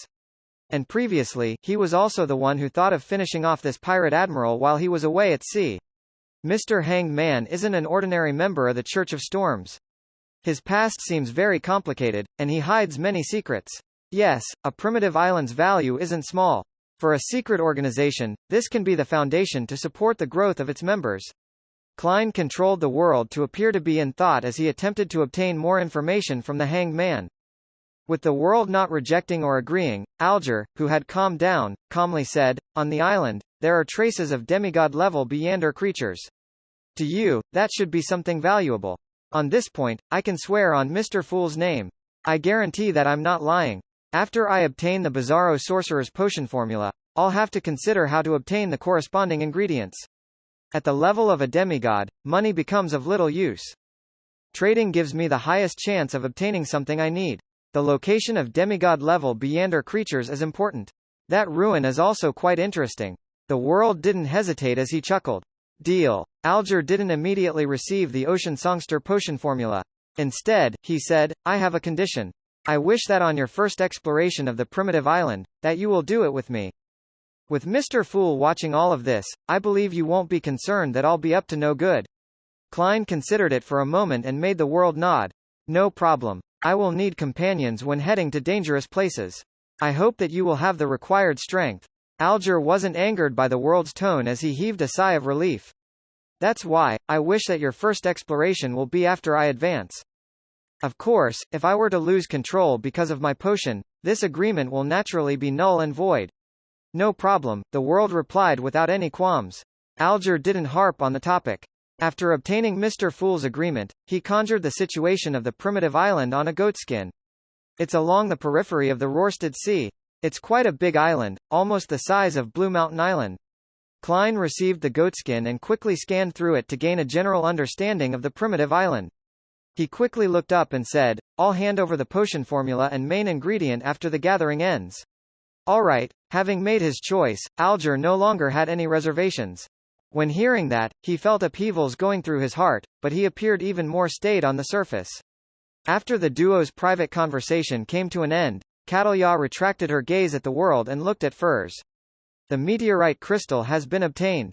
600 pounds for 60 grams. That's fast. Ma'am Hermit is really efficient."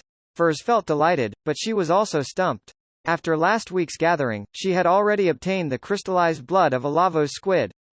For that, she had paid 600 pounds, leaving her with 230 pounds.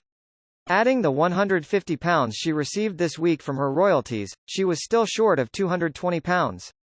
"I'll first borrow from Zio. She should have that much. After I succeed in advancing, I'll try to earn money as quickly as possible.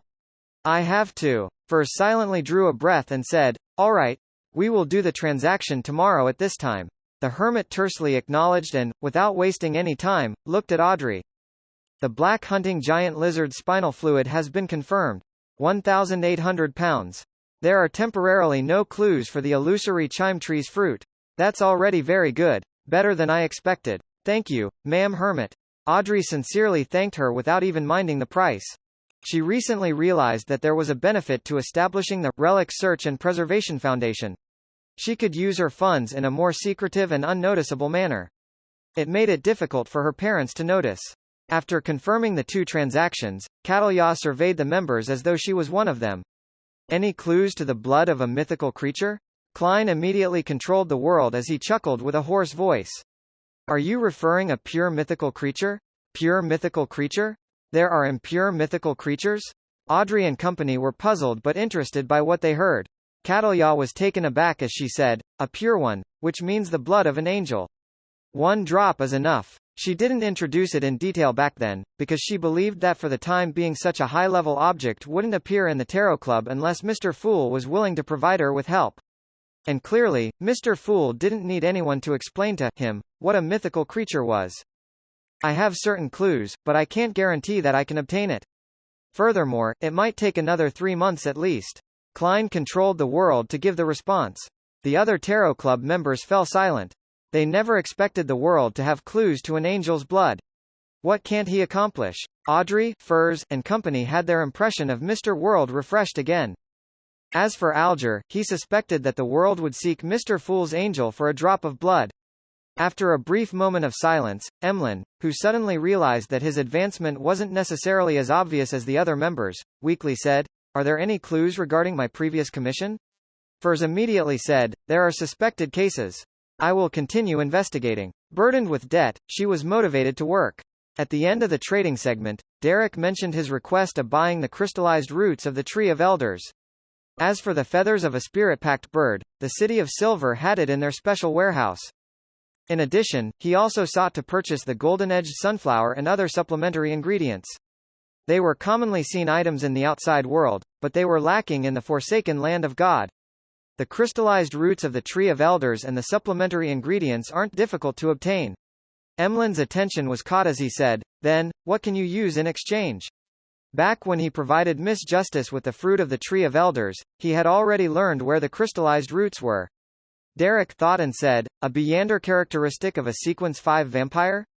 It was quite a commonly seen monster in the depths of the darkness. "Sanguine," Emlyn said through gritted teeth. "There's no rush. I'll tell you when I've decided what I need." He didn't want an item obtained from a transaction to overlap with the prize of the hunting competition. All right, having already owed a debt to the world, Derek was relatively at ease. After a moment of silence, Klein rapped the edge of the mottled table to indicate the commencement of the free exchange. Inside the ancient palace standing above the grey fog, Alger wasn't in a rush to mention the matter regarding crazy Captain Connors Victor. He turned his head to look at the sun. "Are you still in Afternoon Town?" Derek nodded honestly. "Yes, we took a very long time to establish a camp. Later, with small teams, we wiped out the remnant monsters, one street at a time, in search of any ancient ruins that might still exist. Although this process is slow, it's sufficiently safe." His answer was extremely detailed, and it gave the impression that Mr. Hanged Man could ask more questions if he wished to know more. Audrey listened with interest as she raised her hand slightly. "With all of you staying in Afternoon Town for so long, what do you rely on for food? Is there any black-faced grass nearby?" She had long heard from Little Sun that the City of Silver relied on the black-faced grass that they grew around the city as their source of sustenance. "We carried a portion of powdered black-faced grass, but the main source of food comes from hunting those monsters. Once the Beyonder characteristic is expelled, a large proportion of them can be eaten once we skin them and roast them with fire. However, there's a certain degree of corruption in the meat, which will result in psychological problems. We can't continuously consume the meat, and we will need to spread out the intervals." Derek replied in a serious manner to Miss Justice's question. Audrey recalled the few monsters in the depths of the darkness mentioned by Little Sun, and having terrifying vibes about the dark and eerie area around the City of Silver, she couldn't help but press further, "Wouldn't that be very disgusting?" Furs, who was attentively listening to the other members' conversation, was inspired by this question. She deliberately didn't look at Emlyn as she asked Derek with piqued curiosity, "I remember you mentioning that monsters in the depths of the darkness include vampires. Their bodies run with pus and are extremely ugly. Then, how would you consume vampires after killing them?" Emlyn, who heard the question, forgot to correct her by informing her that Sanguine weren't vampires. His expression turned livid as he felt an inexplicable feeling of indescribable horror. Derek was silent for 2 seconds before saying, "There are some monsters that are indeed disgusting, very disgusting. Just like the vampires as mentioned by Miss Magician, but we have no choice. As long as it's edible, we will eat it." His voice gradually turned heavy, as though he once again deeply felt the tragedy that was the curse which enveloped the City of Silver. The palace that looked like a giant's residence fell silent once again. Even Emlyn, who wanted to retort Derek, didn't say a word. All he did was curl his lips and retract his arm. A few seconds later, the world broke the silence with a chuckle. Let's return to the sea. There have been certain matters that require your attention. Crazy Captain Connors Victor's single-eyed skull drifted to a nearby harbor after a storm. The masts were snapped, and there were charred marks. The entire crew, including Connors Victor, died. No one survived. Justice and company didn't know who Crazy Captain was. They weren't too interested in the news, other than being curious as to what caused this destructive naval tragedy. On the other hand, Alger shared completely different thoughts from them. There must be a tremendous secret if the world is paying attention to the matter regarding Crazy Captain. It's no wonder His Eminence Cotman issued such an important command to get the mandated Punisher and captains to investigate the situation.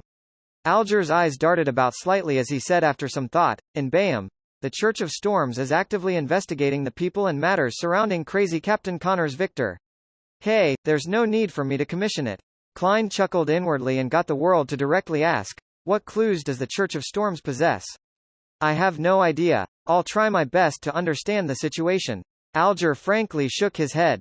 He believed that the world understood what he was implying, that he wasn't exactly sure, but he would sound out what the Church knew.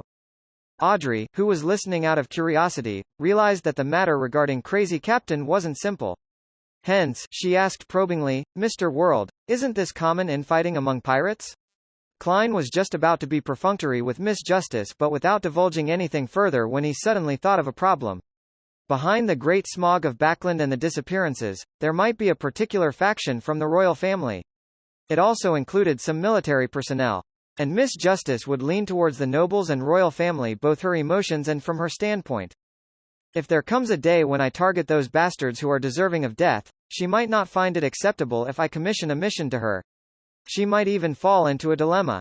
Therefore, I should now inject the impression in her that the royal family and military have plenty of bad guys. I would subtly change the direction in which her standpoint and emotions are directed towards. For this, I can bear the burden that some of the information regarding the world is leaked. Klein thought for a moment and made the world say with a relaxed, but mocking tone, Crazy Captain is related to the disappearance of the colonial slaves which Mr. Hanged Man was previously investigating. The Demonist sect takes the people who are tricked or abducted and hands them over to Vice Admiral Ailment Tracy, and they have them ship the people over to the northern continent's East Seas coast. Then, with Crazy Captain Connors Victor, it completes the last mile. This pirate is intricately tied with many human traffickers and slave merchants in Loan. Back when I informed Mr. Hanged Man of the news in January, someone witnessed Balin, who was involved in the disappearance cases, with a MI9 member who is loyal to the royal family. Also, Backland's largest human trafficker, Capum, had guards from the Arbiter pathway. With so many matters compounded together, do you think that Crazy Captain's death is simply a result of pirate infighting? Heh, I've always wondered why the person behind all of this needs so many slaves.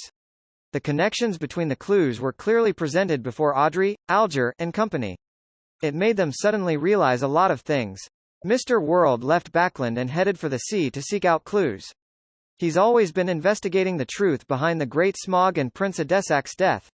According to the information he provided, it's clear that the true murderer hasn't been punished. He's still hidden inside the royal family, and there's a portion of the military who are working for him. How despicable. This kind of person should be thrown into hell. How does Mr. World know that the guards around Capum were Beyonders from the Arbiter pathway? Did he fight with them? Audrey's mind raced as she suddenly made the connection. Capum was killed by Hero Bandit Black Emperor. The latter clearly knew which pathway Capum's guards belonged to. Hero Bandit Black Emperor is Mr. Fool's Blessed. Mr. World is suspected to have certain connections with Mr. Fool. He has never sought Emperor Rissel's diary pages. Therefore, Mr. World is Hero Bandit Black Emperor, and he's also Mr. Fool's Blessed? He doesn't hand in Emperor Rissel's diary pages because he hands them over in private? Some of his actions from before were to hide his identity as a Blessed? This is a test given to him by Mr. Fool? It's really hard to connect Mr. World with Hero Bandit Black Emperor. The latter feels like a hero. Audrey felt like she had stumbled upon the truth as she began to wonder what kind of person Mr. World, who was also Hero Bandit Black Emperor, was actually like in real life. Alger and Catalya instantly understood why Gehrman Sparrow had attacked Tracy. This Blessed was seeking out the truth behind the Great Smog of Backland. And the truth hidden behind this was something Mr. Fool was interested in. Furs and Emlyn, who lived in Backland, also vaguely sensed something when the world mentioned Capum. After all, hero bandit Black Emperor's legend was rather striking in the recent half a year. He became an important character in many run-of-the-mill novels. Even Furs herself had thought of making him the protagonist in a love story between a hero bandit and a young royal lady. They finally understood why the world had noticed in time that something was brewing in Backland and that a tragedy was about to happen. This was because this gentleman had been tracking the corresponding clues the entire time. From the looks of it, the matter in Backland is far from over. There will likely be another accident in the future. I really wish to flee from this place immediately, but Zio definitely wouldn't want to. I have no way of explaining this to her. Furs suddenly had thoughts of fleeing Backland. Emlyn wasn't too afraid.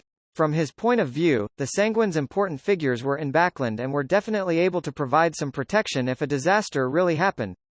After 2 seconds of silence, Alger said in a serious manner, "I will try my best to investigate this matter." He had already sensed that the truth behind Crazy Captain's death hit a rather terrifying storm. As such, he was a little apprehensive and afraid, but he also trembled with excitement that he was involved in the most important matter regarding the southern and northern continents. After Catalya heard that, she nodded. "I will also seek out relevant information. If there are more clues provided, perhaps I might be able to help." Klein thought for a moment before letting the world speak frankly. On the night of Crazy Captain's death, a high-sequence Beyander suspected to be from the Black Emperor pathway appeared on his ship. However, this demigod managed to escape before Jan Kotman arrived. Black Emperor pathway, demigod. Alger and Catalya ruminated over these phrases as they considered an angle of attack. Audrey and company were astonished that the Tarot Club had discussed the development of demigods to something directly involving demigods. The cases that they were involved in were really increasing in level. As for Derek, he didn't understand a thing. With Crazy Captain's matter coming to pass, Catalya glanced at the world before deliberately mentioning her tidbit. Another incident happened at sea. Last week, the crazy adventurer Gehrman Sparrow hunted the second mate of the King of Immortality, Slaughterer Kirkais. He was a Sequence 5 Beyander. How impressive. Furs, who was only a Sequence 8, sighed from the bottom of her heart. She knew very well what it meant to be a Sequence 5. Yes, he really is a legendary adventurer, Audrey echoed. Emlyn turned agape before he closed his mouth. He felt that he was still a distance away from that level. Alger said without any signs of unrest, "It's because of this that the investigation of Gehrman Sparrow's origins has become an important mission of the various major organizations." "Are you implying that the Church of Storms has gotten you to investigate me?" Klein instantly read in between the lines as he made the world chuckle. "I wonder where I can claim this commission? I wish to use some unimportant information in exchange for money. I have some understanding of Gehrman Sparrow. Oh, Mr. World is hinting that he doesn't mind me exchanging what appears to be important but, in reality, is actually meaningless information regarding Gehrman Sparrow in exchange for rewards and trust." The Hanged Man nodded in enlightenment. The free exchange continued for a while until Derek finished learning this week's list of ancient Hermes terms before everything came to a close. After he watched the bowing Miss Justice and company leave, Klein cast his gaze onto Grissel's travels. Not finding himself overly exhausted, Klein rubbed his temples and beckoned over a tiny metallic bottle from the junk pile. Inside it was a tiny tube of blood that he went through great effort to extract from his vein, and he had long brought it above the grey fog. It was only waiting for the opportunity when Klein would use his spirit body to enter Grissel's travels to explore the book world. After opening the cap, Klein wasn't in a hurry to smear the blood over the book's dark brown cover. Instead, he summoned all the items from the junk pile that he had brought to the mysterious space before the tarot gathering, and he spread them out in front of him. In consideration of how the Black Emperor's form was too eye-catching, and with him not too certain of the exact situation in the book world, Klein decided against bringing the card of blasphemy. Instead, he used Azek's copper whistle to fortify his spirit body to prevent himself from failing to return above the grey fog before being instantly killed by some unknown power. As the ancient and exquisite copper whistle fused into his body, Klein's spirit body swelled up and became more corporeal. 2 pitch-black flames flared out from his eye sockets as though they possessed a life of their own. With the help of cogitation, he adjusted his spirituality, converging the iciness that stemmed from the aspect of death within his body. Soon, his eyes returned to normal. This was like an evil spirit taking on an ordinary form to lure prey into its proximity. Right on the heels of that, Klein wore creeping hunger and held death knell while he hid the nightmare Beyonder characteristic in his body. The latter was prepared for him to seek out any abnormalities when exploring the dreams of the living entities in the book world. After completing all his preparations, he poured a few drops of blood and smeared it over the cover of Grisel's Travels. After a brief wait, his vision turned blurry, as though countless translucent objects were hidden within it. Following that, it turned clear. There were blue skies, white clouds, grayish-brown city walls, and passers-by. This is no longer the land of ice and snow from before, but a city that looks very normal on the surface. Klein stood by the side of the dirt road as he observed the residents of the book world. He discovered that most of them wore linen shirts, a short brown coat, and loose dark-colored trousers. Their overall style was akin to that of the Loan Kingdom centuries ago. He looked down at the format of the tailcoat, starched shirt, and damaged dark red bow tie as he silently changed it all out. Instantly, he was no different from the people around him. He then walked to the city gates in preparation to enter. At that moment, a leather-vested soldier at the gate stopped him. Entrance fees. 1 little. Do I look rich? I don't even know what a little is. Klein mumbled inwardly, amused. He then communicated with him at a spiritual level, successfully transferring the soldier's attention onto a merchant caravan behind him. As a quasi-wraith who could possess anyone and control them, exerting a psychological influence on others was nothing extraordinary. It wasn't a particularly potent ability, but it was extremely useful against ordinary people. When Klein entered the city, he walked through the streets in a seemingly relaxed manner, but he inwardly remained wary. He felt that public hygiene was slightly better than Backland a few years ago. It appeared to have a mature sewage system, preventing the situation of any waste and trash being dumped. I couldn't tell that this is an illusory world inside a book at all. Everyone has spirit body threads. Klein proceeded forward as he observed. Suddenly, he noticed a stone building that was more than 10 meters tall to his side. It only had 2 stories, and the top of the door was about 4 meters tall. Beside the building was a signboard. It was written in a language that was completely different from any of the outside world's languages, but Klein instantly understood what it meant: Pesot Blacksmith Guild. There's a blacksmith guild. This place really hasn't entered the age of steam. Just as Klein was feeling poignant, he saw the door creak open, and out walked a giant with 4 long limbs. The giant's skin was grayish-blue, and his head had the trademark single vertical eye. In his hand was a huge and heavy sledgehammer. He walked across the street with his lips curled. The humans walking past him didn't show any fear, as though it was a common sight. They even greeted the giant. Good afternoon, Grisel. Grisel? Klein, who was rather face-blind to giants, had his pupils constrict.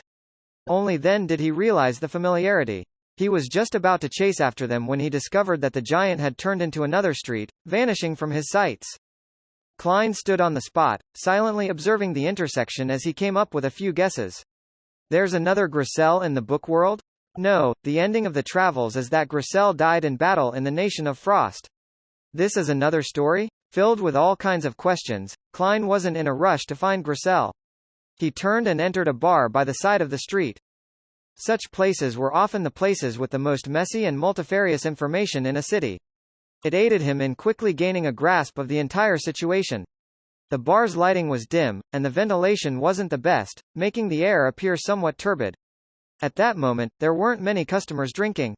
Most of the people were by the bar counter, chatting happily with each other or the bartender. Klein slowly walked over when his gaze froze. He saw a man wearing a black pointed hat and an asymmetrical coat by the side of the bar counter. He looked pretty handsome with his flaxen-colored hair, deep brown eyes, a high nose, and thin lips. He was none other than the Solomon Empire Viscount, Mobet Zoroast. Upon seeing him, Klein recalled the scene of the Dream Stealer's rapid aging before he collapsed onto the ground as he struggled to crawl towards elvish songster Ciatas and grabbed her hand. All of that remained clear as day, as though it had just happened yesterday. Yet, Mobet had once again appeared before his eyes. Klein's expression grew heavy as he walked over and sat beside Mobet. He didn't say a word, as he knew that Mobet was one to start a conversation. Outsider, first time in Pesot? I swear I've never met you before. Mobet put down a cup of distilled liquor as he turned his head to the side. I come from the Nation of Frost. Klein randomly cooked up a story. Mobet immediately laughed loudly. You're a funny one. This is the Nation of Frost, but of course, that was many years ago. Ever since the King of the North was killed by a bunch of adventurers, no, heroes, This place is no longer plagued by ice and snow. Everyone believes that it should be called the nation of Neverwinter. Klein fell silent without responding. Why so serious? It looks like you have your own troubles. Mobet rapped on the wooden bar counter, showing signs of sympathy. He downed a mouthful of spirits and said, I'm telling you. Men should absolutely not get married. It's the beginning of suffering. Do you know? When she gets worked up a little, she would beat me up. When she's happy, she beats me up. Same when she's embarrassed or angry. Anyway, she beats me up for any reason. From this very moment, I've decided not to return home again. Does this mean you got married to Ciatas? Klein kept silent for 2 seconds as he sized up Mobet's face. He discovered that there were no signs of bruises and swelling on his face. This meant that the elvish songster knew that men needed to put on appearances. He asked with a sigh, then why did you marry her? Mobet was taken aback as he smiled wryly. I came here with a merchant caravan. When I first saw her, she was just that beautiful.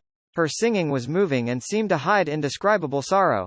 Hey, I'm as afraid of her now as I was infatuated over her back then. I definitely won't return. Hey, why do you seem a little sad? You don't have to be sad for me. I'm already free. At that moment, the door to the bar suddenly opened as a beautiful female voice shouted. Mobet, come out here.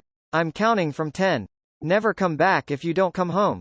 10, 9. Mobet immediately jumped up and ran to the door. As he ran, he muttered, I know you don't have any patience.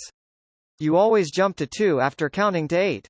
Klein turned his body and saw Ciatas's figure, but he no longer had the intention of communicating with her. The real Mobet and Ciatas were already dead. The ones living in the book world were just 2 characters.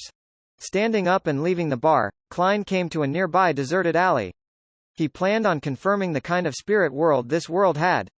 He quickly outlined spherical lights in his mind as his thoughts gradually emptied out and his body and mind became tranquil. As his spirituality spread out bit by bit, several indescribable illusory figures appeared around him. However, up high in the sky, it lacked the 7 lustrous brilliances of different colors that contained endless knowledge.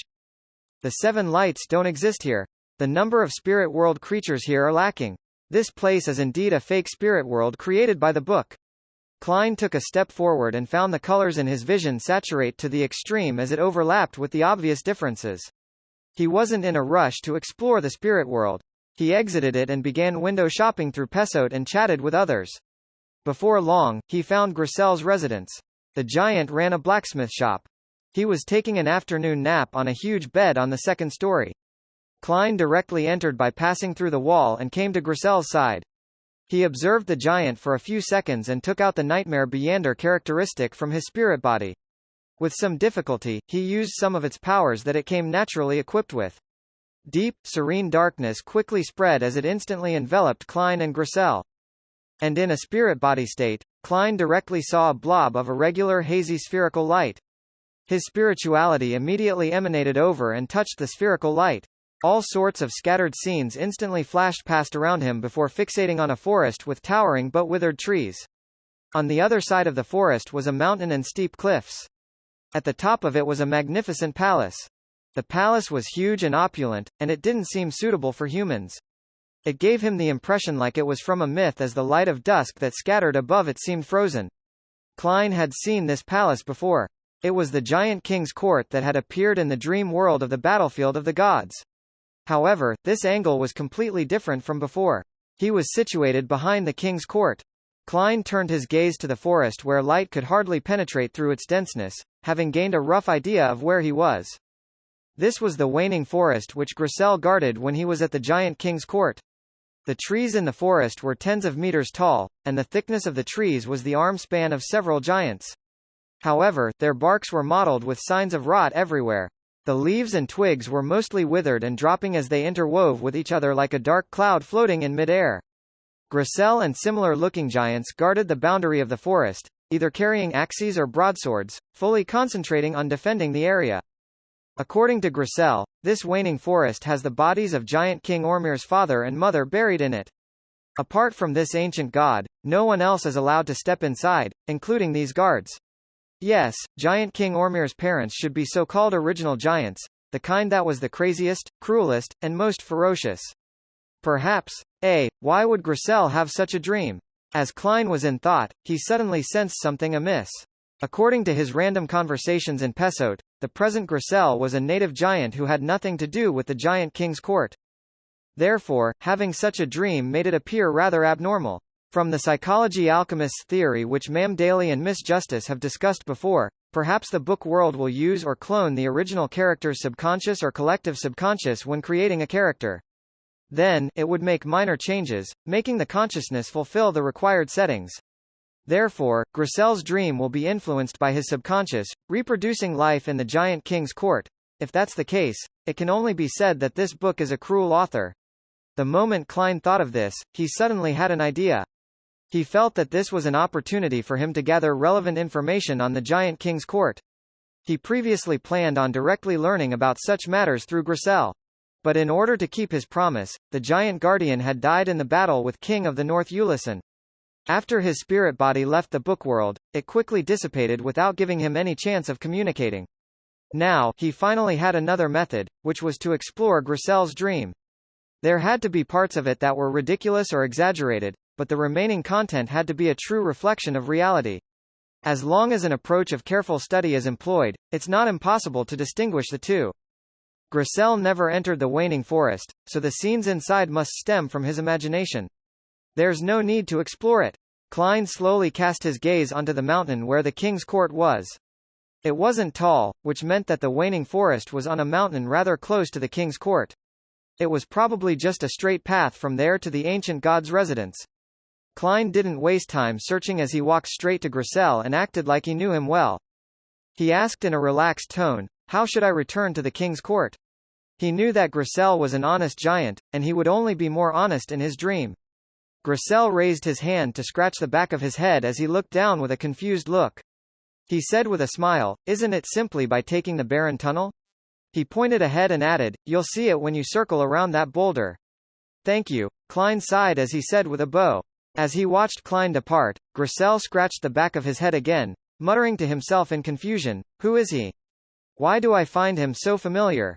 After circling a boulder that protruded out the mountain, the scene opened up before Klein's eyes.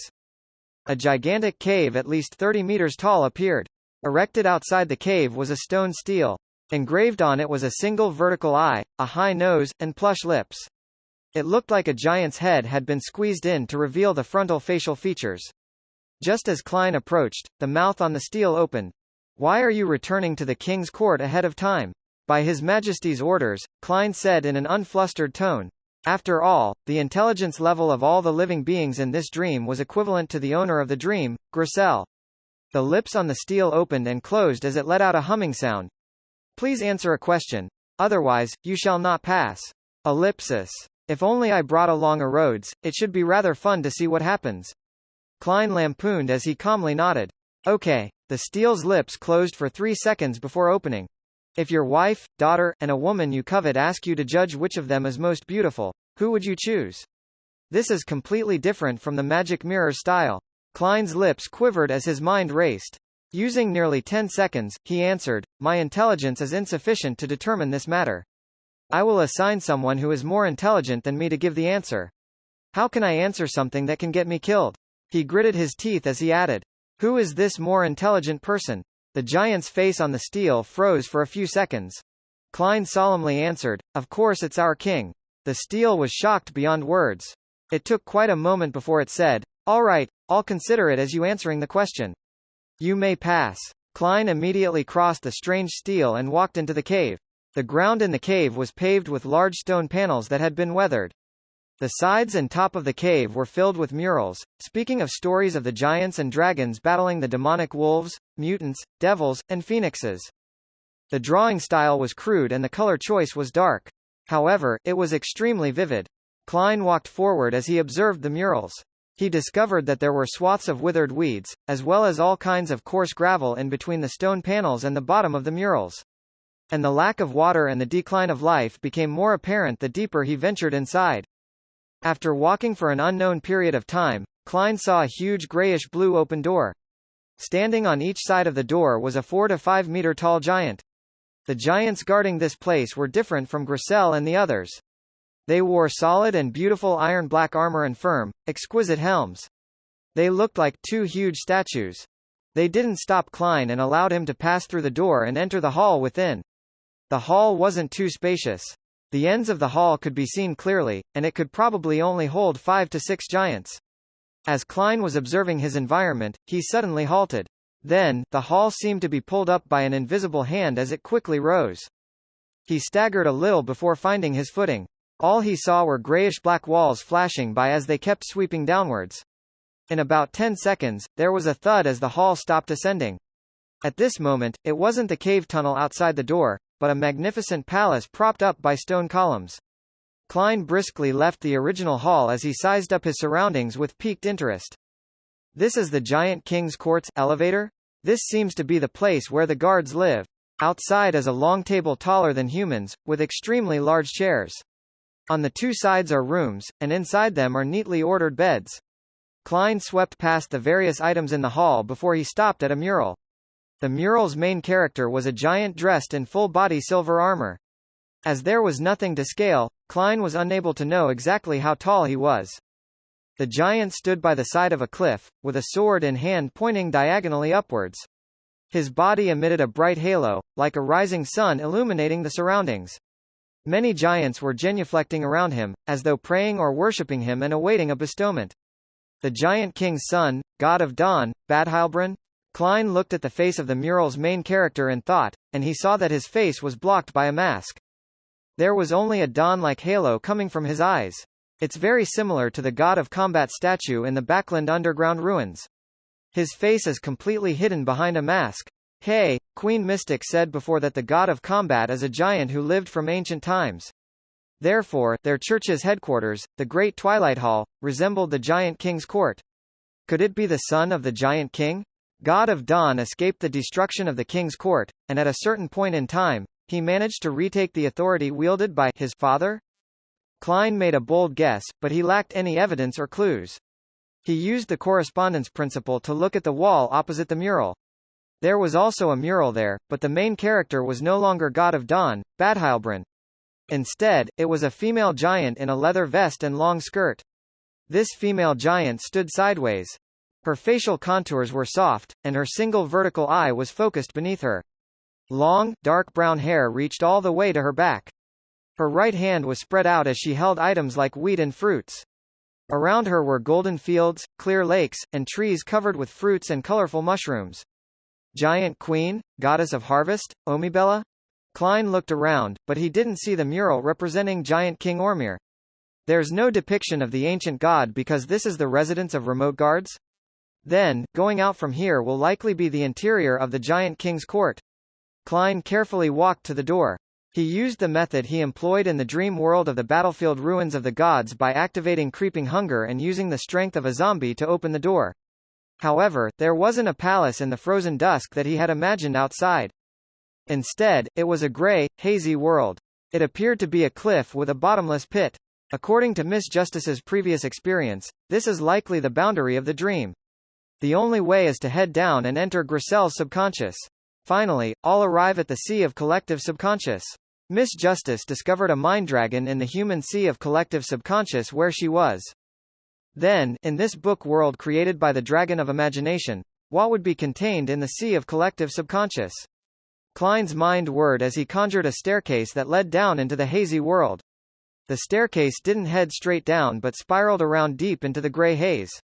The bottom couldn't be seen, nor were any of the details of the mind world that were possible to discern. After silently observing it for a few seconds, Klein walked forward as he got onto the staircase and carefully walked down it. The surrounding light gradually dimmed with a gray, hazy luster that enveloped the extremely silent world. The moment Klein proceeded down the staircase, he felt more and more like he was being locked inside a dark, silent room. Slowly, his ears could hear his sloshing blood and his beating heart. The latter sped up as it was invaded by panic and horror which he could hardly keep in check. Klein focused his mind as he imagined the stacks of spherical light so as to stabilize his emotions and recover. To his side, a grayish-white cliff coldly stood there, a representation of the domain of Grisel's consciousness. It was silent as though it were dead, but the surrounding grayness would occasionally coruscate.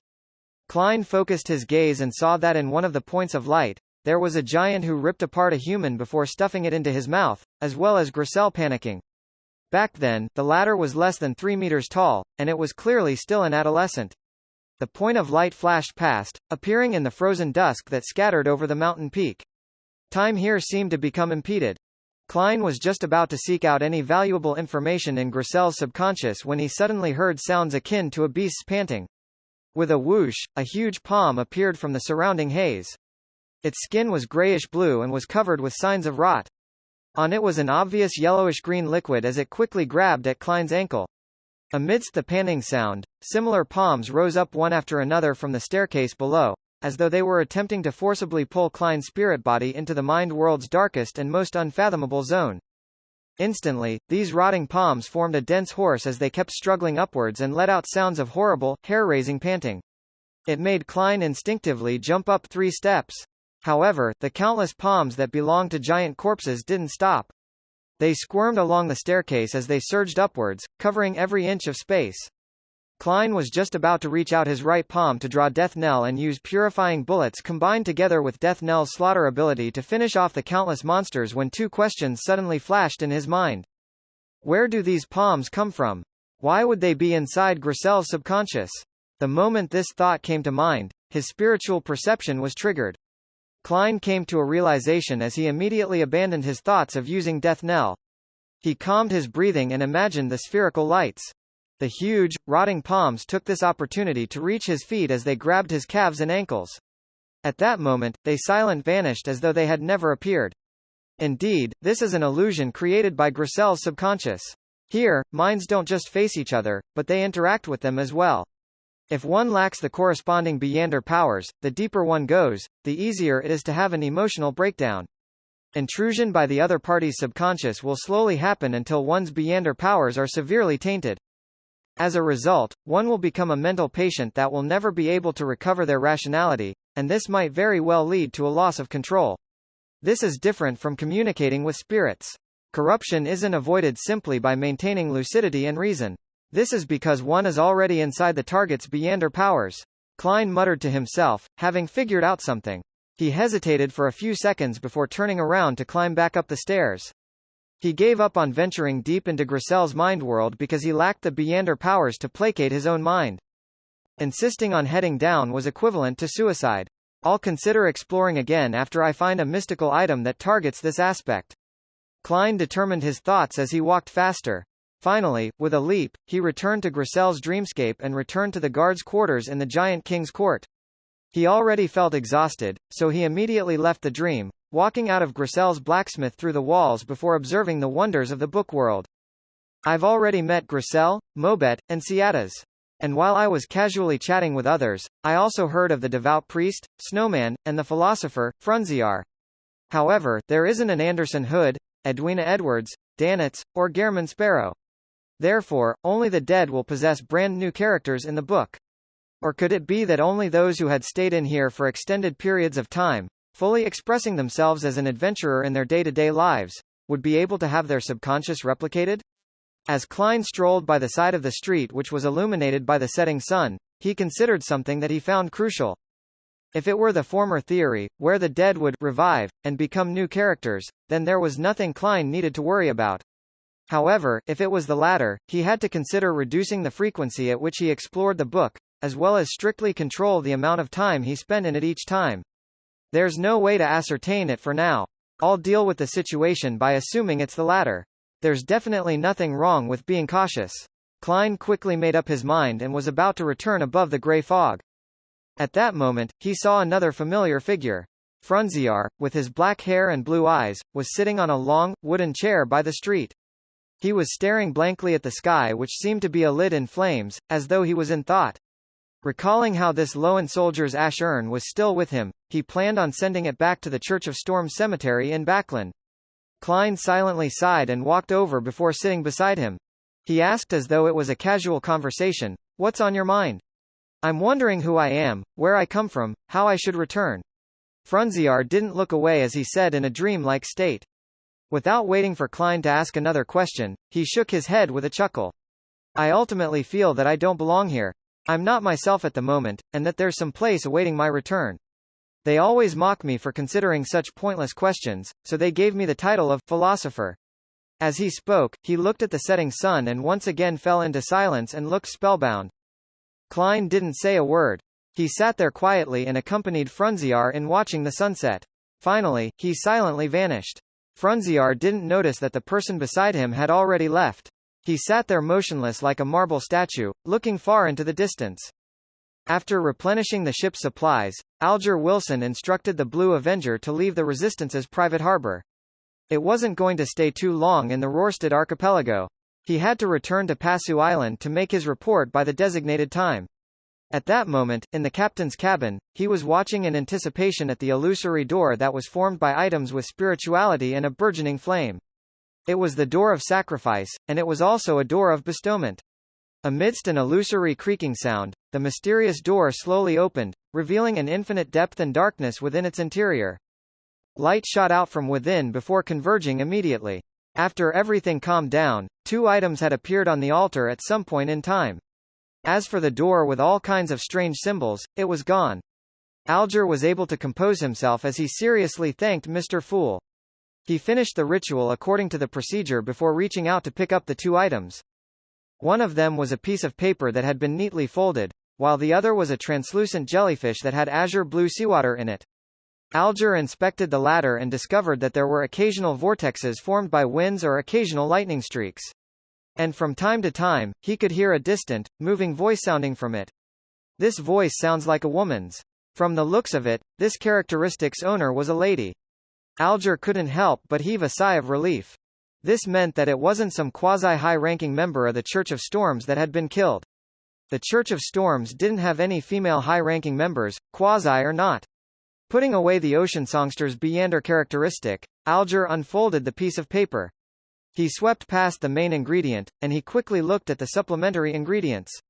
Finally, his eyes paused at the ritual. To him, the main ingredients were unimportant with a Beyander characteristic in hand. He could look at it later.